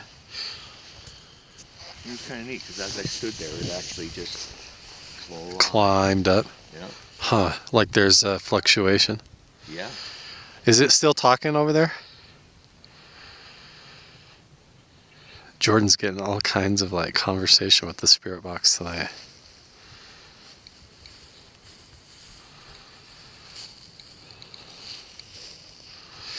How cool would it be to see like an orb float down the meadow right now, man? That would be the best. Stagecoach comes around the corner. Yeah. What's that? Spirit box just said my name. Your name? It just said Jordan. Would you mind changing your headlamp to red? That was so weird. That's crazy. It said Jordan? And it said like a movie on your platform too. Hit the button on that. Really? Wow. It's the same woman's voice. Yeah, it totally. That's so crazy. It's like that same woman's voice keeps responding to you. Yeah, you can turn it off. There you go. There you go. That's so weird. It literally said my name.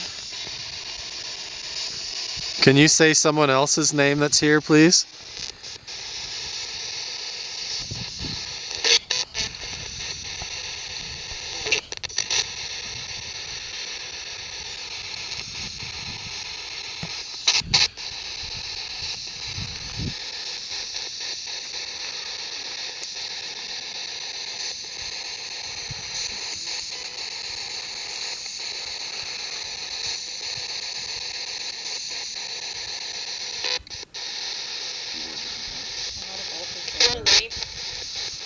It just said Maria, and I was about to say it just said Maria before.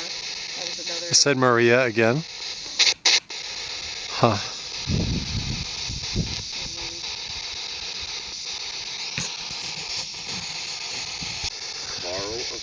Right when I turned the camera off, it said my name. Yep. It said Carl, right when I turned the camera off. And then a force. A force, Carl, a force or something. It said Carl though. Okay, you have one more name to say.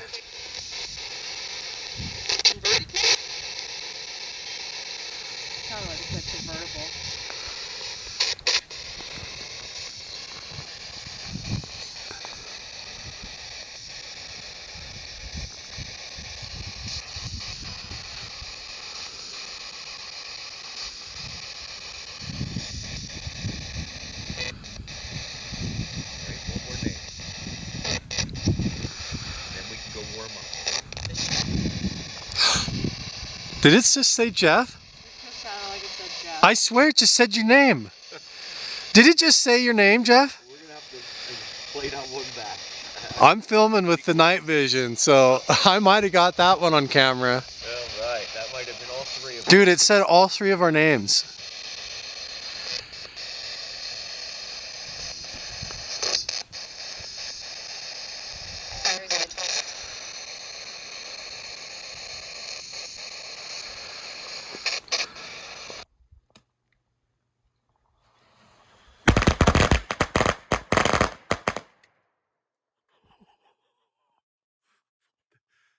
I think you got their attention.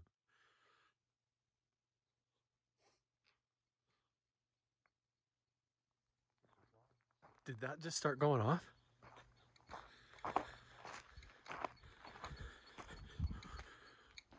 Whoa.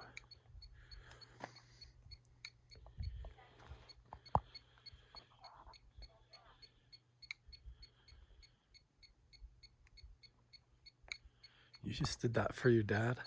I did. The fireworks? Yep. That was his thing, huh? His favorite.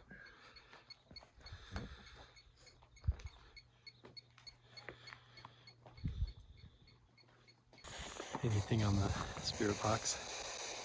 It said no one's saying anything. Oh, really? Yeah. It said no one's saying anything? It said no one say anything. Oh, really? Yeah. Weird.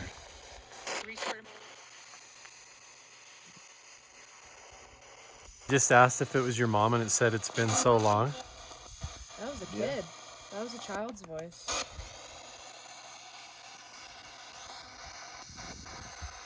What was your mom's name? What was your mom's name? Dolores. Dolores, are you here with us?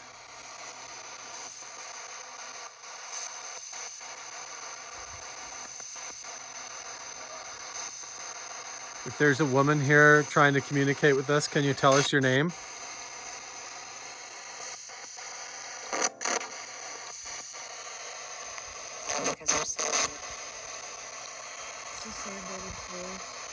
It's like, yeah, it is the same voice coming through over and over. Who is it?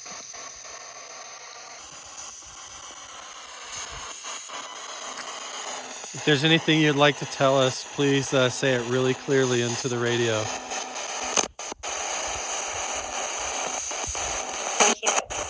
I can't. I can't. There's a what? It sounded like it said that's an image or something. But the I can't was really I clear. can't. That was Yeah. really clear. Can you just try? I know it feels like you can't, but we're prepared and you would like you to just try.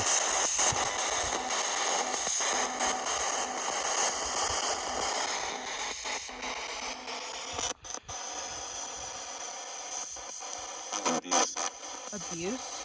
What? Abuse.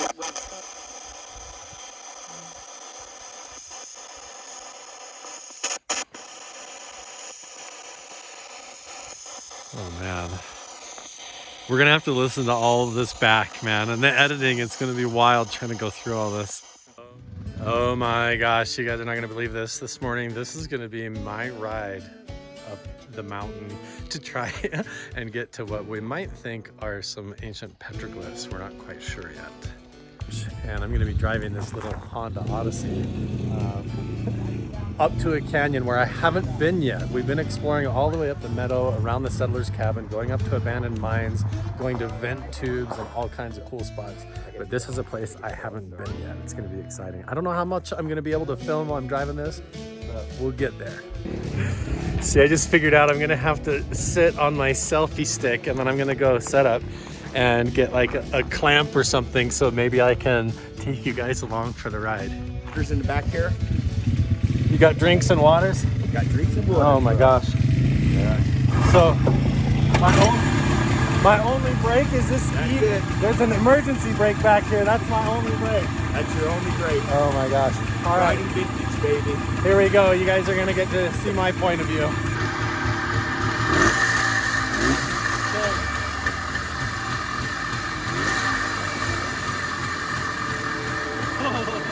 There's no break. Okay, that's gonna lead the way up here.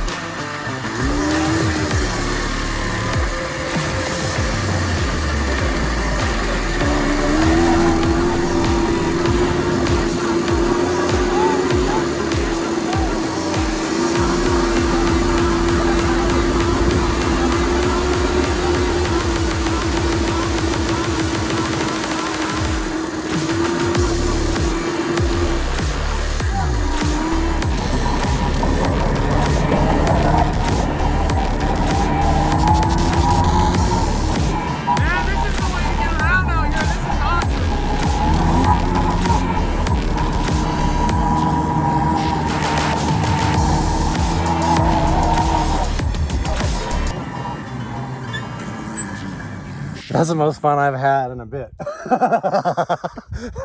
I don't know how much I got on camera that was even useful, but that was super cool. Dude, I love this thing. This is the way to get around, man. The Honda Odyssey. Check it out. So freaking cool. Look at that. That was fun.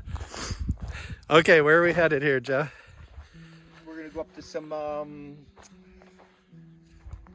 ancient Indian spots, I guess. A little cave. We're not even quite sure what they are. Yeah, I to need who. the expertise of Carl in here to tell us what we're encroaching on up here. All right, we'll see what we think. Sounds good. Very cool. Jordan's leading the way. All right, let's do it. We just drove past the vent tubes that we have been up here and filmed before. Jeff pointed out, what did you call this? Volcanic tuft. Volcanic tuft. Volcanic tuft, look at that. So that helps explain the vent tubes, and they might be hollow vent tubes that lead somewhere. We'll see if we can find that out. All right. First man-made item will be our mission for today. Winner of the day, try to find an artifact. Yeah. Cool. Here's a bone pile.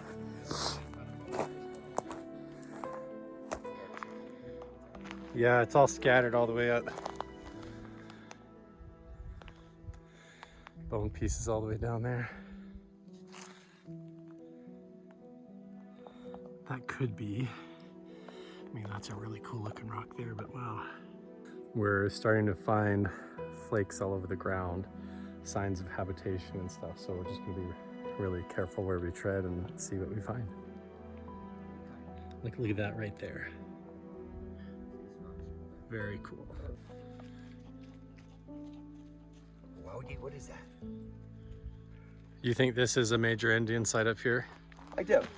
We'll check it out. You're not even sure what's up here all the way around? No, I've only limited. The last time we were up here, we actually found, you know, we usually find the circles, rocks. Oh, circles okay. Last time we found a rectangle. Really? Yeah. Okay. Well, this is interesting. Okay. We have a rectangle and we have a circle there. On the ground, like made out of stone? Yes. Okay. Hey.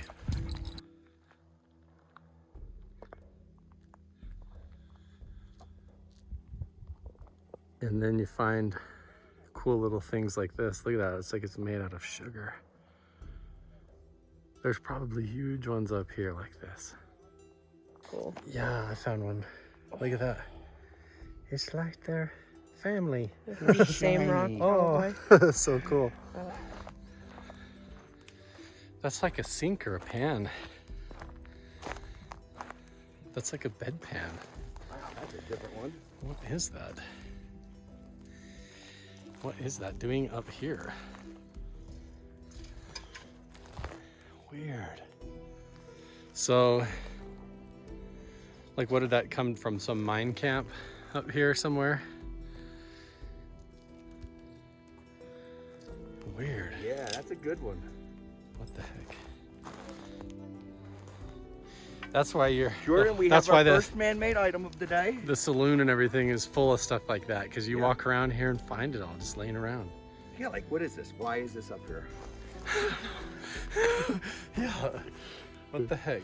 There's plenty of bathrooms around. Why is there a pan just clear up on the side of the mountain?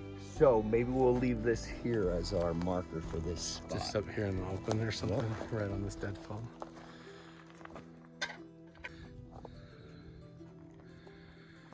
Look at this one.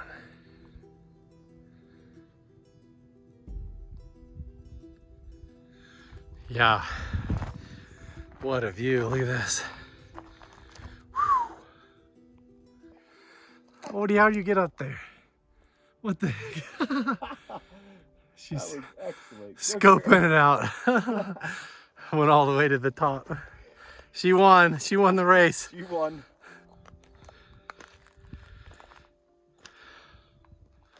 We are nearing the summit now. And there's odd colored flakes of rock all over the ground. And Jeff just wants me to see what I can find. You recorded all that. I didn't record. That would be even better. Some of the conversations we have on these hikes, we can't film them all, but they're fun. Oh, it's almost too much. Man, some of the crazy stuff going on at this place will blow you guys' mind, like the chain of events that have led us down this road and up this mountain and down in the meadow. Here we are. Here we are, dude. And all the time we're like, how's this even happen? And then we're like, there can't be any coincidences. It's like we're all like migrating towards some event or something is supposed to happen, and it's all aligning, and here we are. Man, it's so wild. So we just have these moments where we burst into laughter and joke about Living in the now. Dude, living in the now. Yeah, so wild. There's all kinds of interesting flakes all over the ground here. Just to give you guys a sense of it, I'm gonna fly over. You guys can see what I see.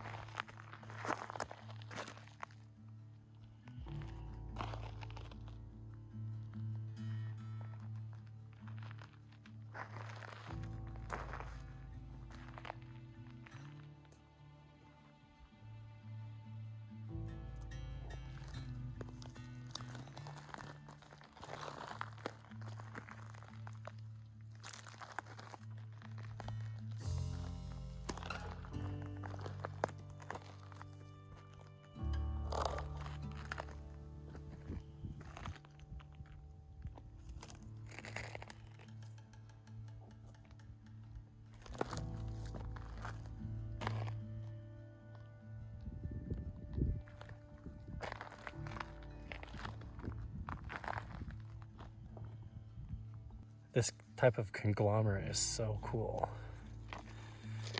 Some of it, I mean, it looks like you want to eat it. Yeah, like who put that together? It's pretty. They all look like they're edible.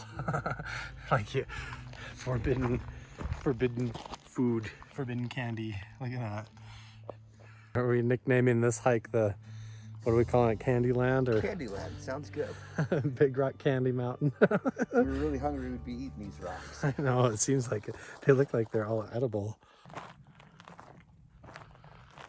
Feels like something is up here. I'm just trying to kind of follow my intuition. Just down the hill there, trying to meet up with Jordan. So I've come up here. Man, this view is so amazing. It's so peaceful up here, but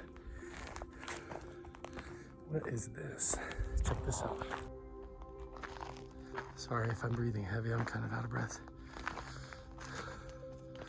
Oh, whoa.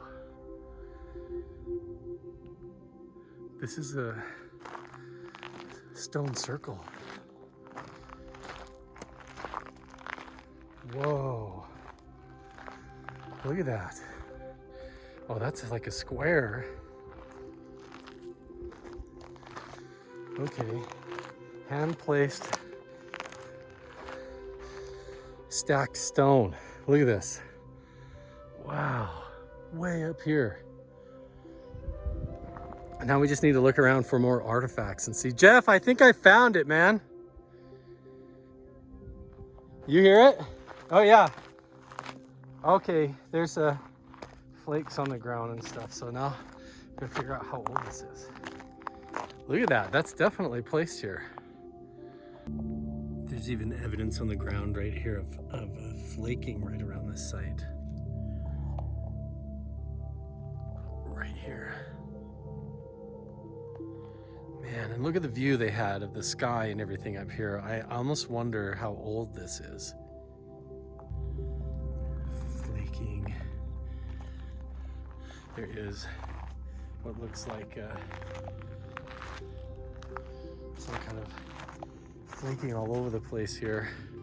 And they had a total view of the sky up here and all the way down the valley. Look at that. Wow.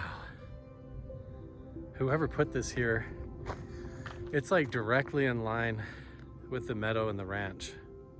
What an absolutely amazing view that they would have had right up here. Whoever built this, of the entire sky right on this flat area. So What they built this here for, I have no idea. And who was it? No idea.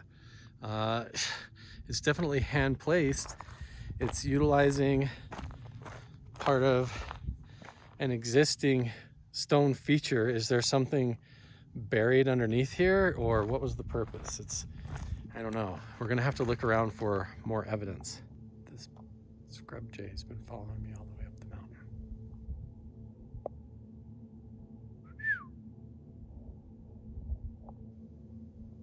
There's a big bluebird in that tree.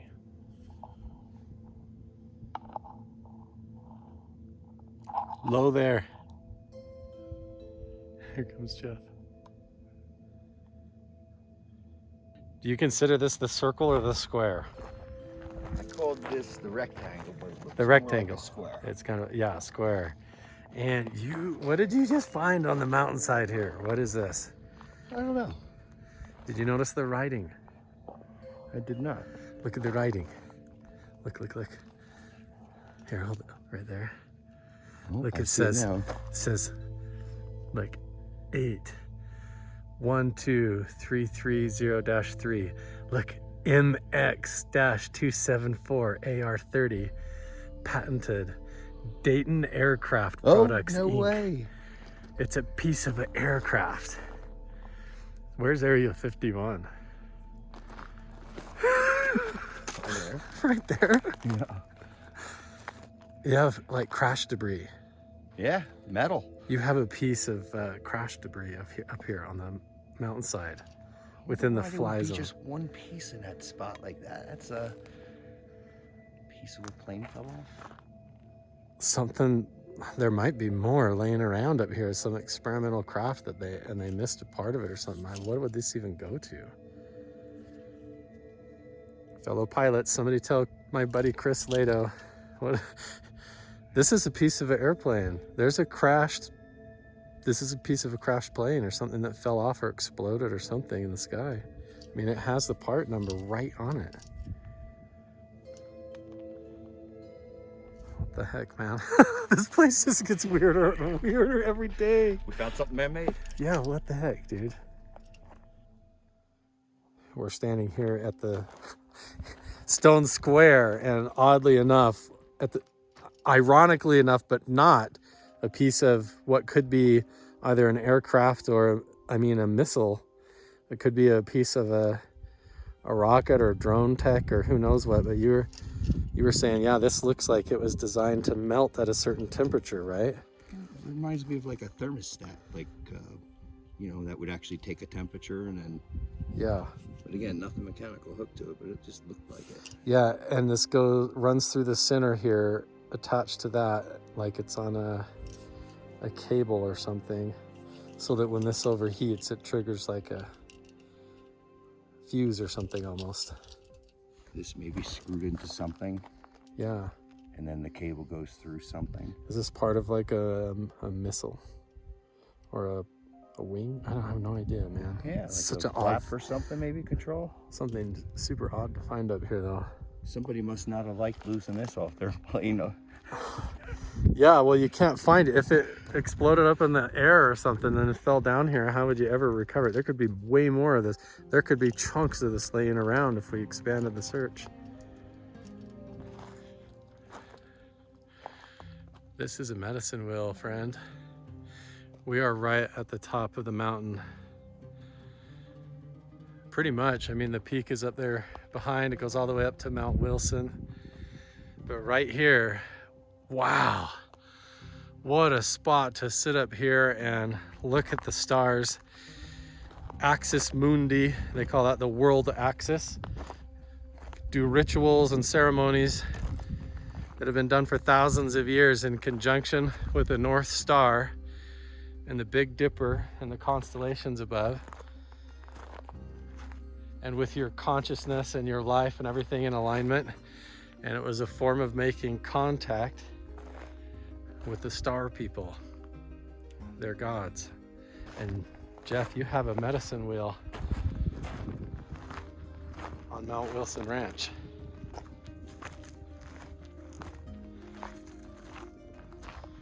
That's what this is. I'm pretty confident. Yeah, this is exactly right. This is perfect. So be really careful and don't walk in it and don't go in clockwise or counterclockwise. These places hold a lot of power. Did you just notice the 2 stacked stones? Yeah, I did not touch that. I haven't even walked in it or anything. Yeah, see, look at that.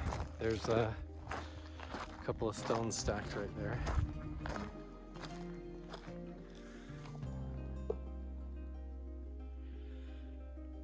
Man, so the question is there any other clues or artifacts or flakes or anything around? I mean, the square is right over there, right? Yeah. That's then we Mount can go Wilson. To a little dugout cave. There's a cave? Yeah. Okay, well, let's go. Let's do it. Just says start filming. We're almost there. So, okay, here we go.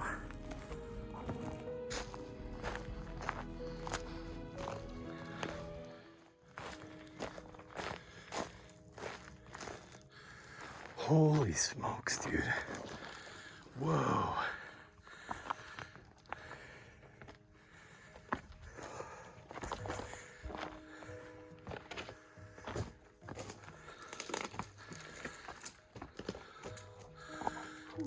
Look at that cave, dude.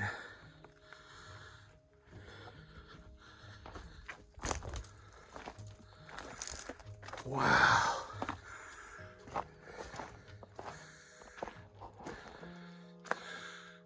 Jeff.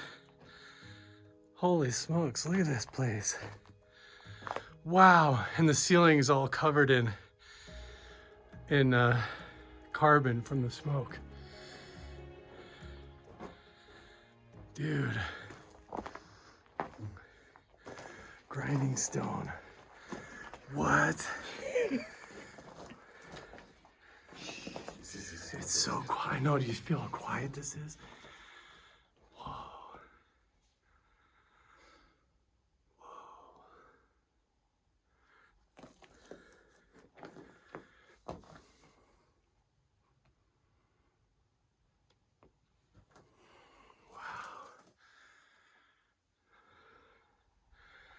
This is special. Holy smokes, I had no idea this was up here. Wow. You have your sleeping quarters. Dude. Your food preparation section. How long ago did you find this place? Oh, at least 10 years ago. 10 years ago. Look how it has a natural chimney going up right here.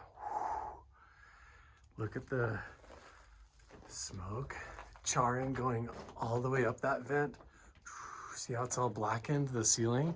That's from campfires, right? From people living and dwelling in here. And then look at this stone. Yeah, like they would have camped, all slept right where you're standing and back in here and had a fire. It looks like they would have had their fire like right here where it was all black or back in here and slept. And look at this stone that has grinding patterns. Is that a plane, by the way? Let's just get that down. Do you feel the mountain? You feel that? Do you feel that right now?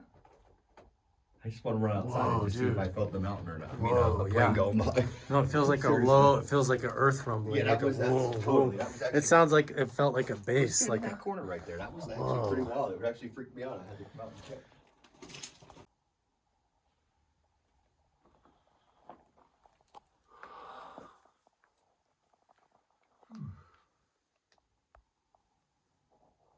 That was almost a, hey. there was nothing Did you out just feel there. that? There's No, no there's nothing plane. out here. Yeah, I did feel it. I hope your phone picked that up. Now here comes the plane.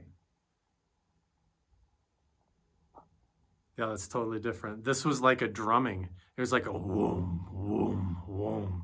Did you hear it? I not felt only it. Did I hear it? I felt it. I was standing right there. And It was like a whoom, whoom, whoom. that was a good one. Wow, dude. Yeah. We're gonna sit here for a little bit and just get a feel of the place, sense it.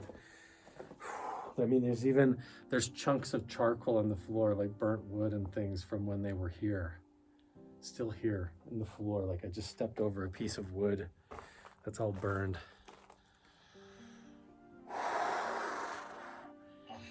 Man, Jeff, these places. That's one of the first. We both heard that and felt it. It was like a whoom, whoom, It's not even whoom. the hearing. That wasn't the hearing. That was No. that feeling in my chest was almost overwhelming. I had to run out of there. I don't even know if I was filming or not with the camera, but I feel like because you were foggy filming. coming out. Do you feel that? I had to come Walking out. out makes me feel dizzy. Ooh, that was Wow, man, this place is amazing. Yeah, we both heard that, Jeff. It was like a low, I say heard, but it was like a whoom, whoom, whoom, like a rhythm or drumming or something, almost like a drumming deep in the earth or a big machine. Whoom, whoom, whoom or something. And not only that, it was right into the center of my chest there on that. Yeah, you ran out of the cave. I felt bad. Like I said, you were filming. I'm like, oh no, I had to run by you. Sorry. Dude, I just got a low battery warning. As soon as I came back in here, my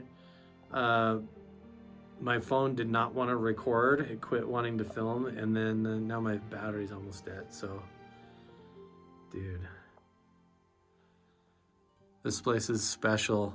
I've never been in a place like Mount Wilson Ranch, Jeff, that has everything from ancient artifacts, caves, grinding stones. We haven't even hiked around this rock formation to look for petroglyphs or other artifacts yet.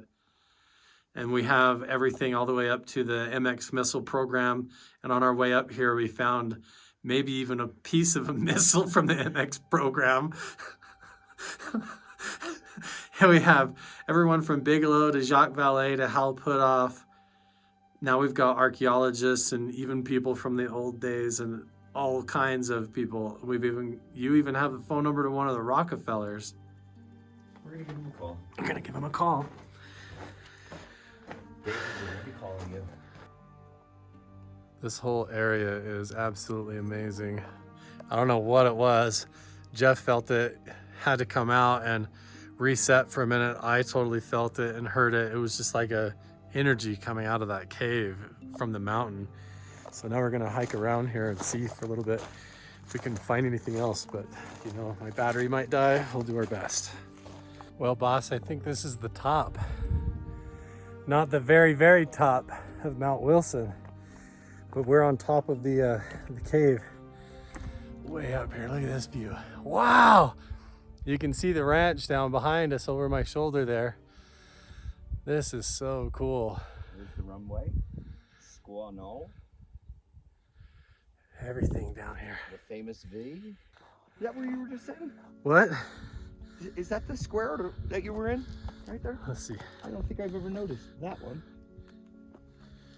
Is that right where you, I don't. That's yeah, that's it. Because the circle's over there. There's one right there. That's the square. Look, what Yep. is that? The square. I'm not sure. Maybe you might. And then the have moved down circle one is level. right over there on the peak. So we have the medicine wheel there and the square here. Medicine wheel, square, and that's the road coming right up to the ranch to Mount Wilson. So the meadow, you can see the meadow going all the way down. Holy smokes. Okay, I'm piecing this all together now. Medicine wheel, another one here, potentially. The mountain coming all the way down like a V right onto the ranch, and there's the meadow with the settler's cabin and everything right there where the road is pointing. Everything right here. And there is the mountain. We found it. If there was ever a chance of finding a portal. Wow. Wow, wow, wow. I don't know. That surge of energy though. In the cave, Man. we're standing on top of it right now, where they were living. And then they were walking down to these spots on the peaks doing their rituals, and then Jacques Vallée, Bob Bigelow, and all those guys come back later, try to look for portals and artifacts, ancient artifacts, right down here in the meadow. And then what, Area 51's right over the mountains? Right over there. Pilot Peak over there, then back behind Right there. over there. Wow, dude. Blown away, I'm blown away. Oh, man. More caves. What?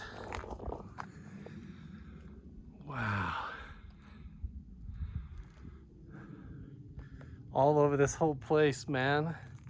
Nooks, crannies. Nooks and crannies and all kinds of stuff to be explored and investigated.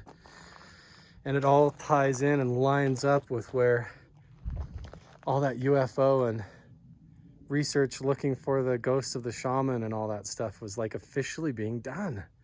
You know, like, is it all real? They were up here looking for UFOs, and man, how does it all fit together? The ground that makes noise. Yeah, we were just standing in there feeling it, you know. Is that what's special about these places? Is it have some kind of a power? Is there something underground here? Gotta figure it out. We wound up back at the cave. We calling it Shaman's Cave? Shaman's Cave it is. Shaman's Cave. Jeff is still weirded out. We wandered around the whole hillside. We didn't find any petroglyphs or anything like that, but whew, we're back here at the entrance because that was like, Jeff got drummed out, right? It was a surge. It was like a surge of energy shot you out of that cave. It was levels. It went whum, to the point where, like I said, I had to run past you, your live action. I felt it too, though. I was standing right there. I don't know if it was sound. I think it was different, deeper. We're just gonna sit here for a minute. My phone's about to die. Oh, did it ever? Vibrating right in front of Man, we're just sitting in here and Jeff just like leans his elbow into the wall and listen to this, guys.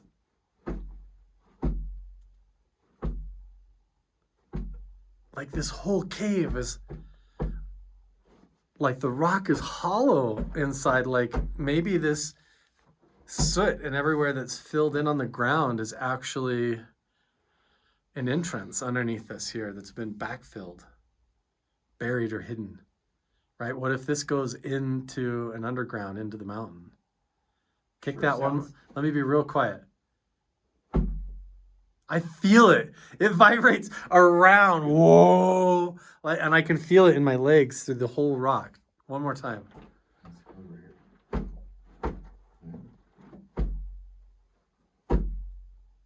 It's like a giant drum. It's hollow. This is hollow in here, man. And that's not what we heard before. No, and I don't mean hollow like a cave. I mean like hollow like there's a void underneath us. Like that's where it came from, but that's not the noise. Like you're sitting on top of a void. A hollow spot. Down in there, you think? Underneath us. Dude, this place. Look at this spot right here. Yeah.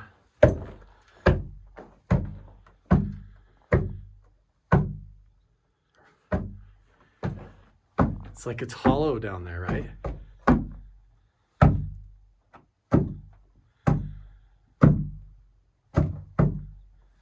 Hear that? Feels like there's a void. A void underneath there, man. Weird. But then what made that sound when we were just standing here, when we heard it come up from the earth? Like there was something in there that made the noise. Boom, boom, boom. Oh, something definitely made the noise. Again, like I told you, I thought it was a plane. But and then we're standing here and we just answered whatever. What? Yeah, that was good.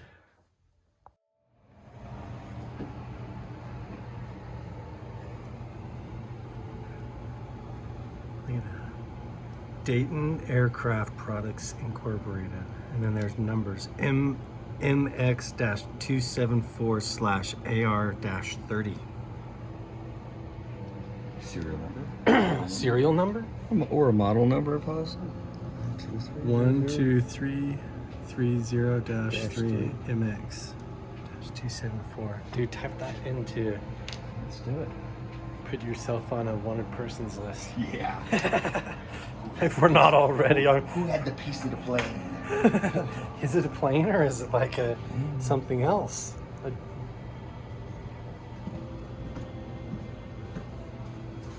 at this like core. It's like a insulating ceramic core. So, and then this would remind me of something that's screwed, like another piece that's screwed into it with a hollow chamber in it that's attached to some cable. Yeah, and this is totally broken. Oh, and then that whole piece fell off that was connected to that. whatever.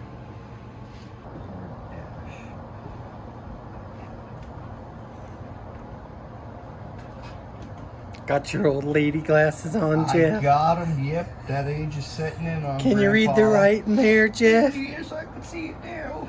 That's not it, though. Let's try it again. Nope. Excellence in Aerospace since 1943. Excellence in aerospace. Oh, there it is, Fort Lauderdale. That's what this says. Fort Lauderdale? Yep. Yeah, Look at that. Click on the picture of that jet. Is that one an old plane? No, no way. That's too old. I was looking at the first picture that came up. Go back. Alright, going back. Like, there's like a jet. I don't know. Look at this. I told him Look, my ball. it says Dayton Aircraft Products, so it does say Florida. Unit tension. Yeah, tension antenna. Visit site. It's taking us to eBay. Hey, that's it. Your mouse is crazy. Okay. Hypersensitive, right? That's it. Oh, cool. That's the whole part right there. What does it do? Exactly it. Boy, I love the power of the... Yeah, see, it says tension antenna, new surplus. Does that look right?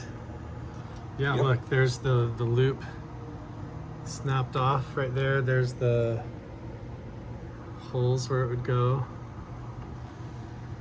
And then down on this end, this is all stripped out, and the wire, the tension cable or whatever, where all of this was, is now missing. We just have the threads underneath that bit. Aha. There we go.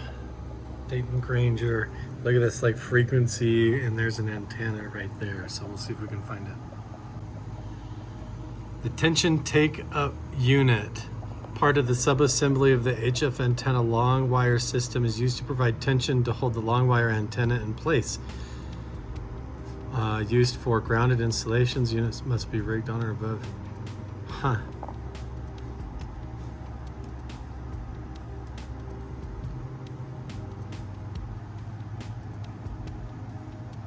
Is that it?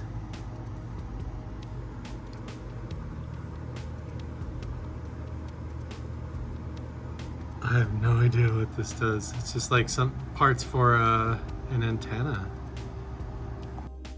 Well guys, we did it once again. And what a trip here to Mount Wilson Ranch. I cannot even believe it. Like everything that we were able to do, all the places we were able to see, all the hiking up the meadow, going, oh gosh, I hate going by that bathroom. I don't know why. Every time I go by, I feel like there's something right there. It's a weird feeling in that bathroom. I don't like it. Anyway, keep an eye over my shoulder, right? You guys, thanks so much for joining and everything. Make sure and subscribe. If you haven't already, turn on notifications. There's so much more going on. Next trip up here, coming with Chris Bartell. So stay tuned, plenty more to come. I am on my way home and I just saw a huge dog that looked, if it was a coyote, that was the biggest coyote I've ever seen in my life, run across the road right here.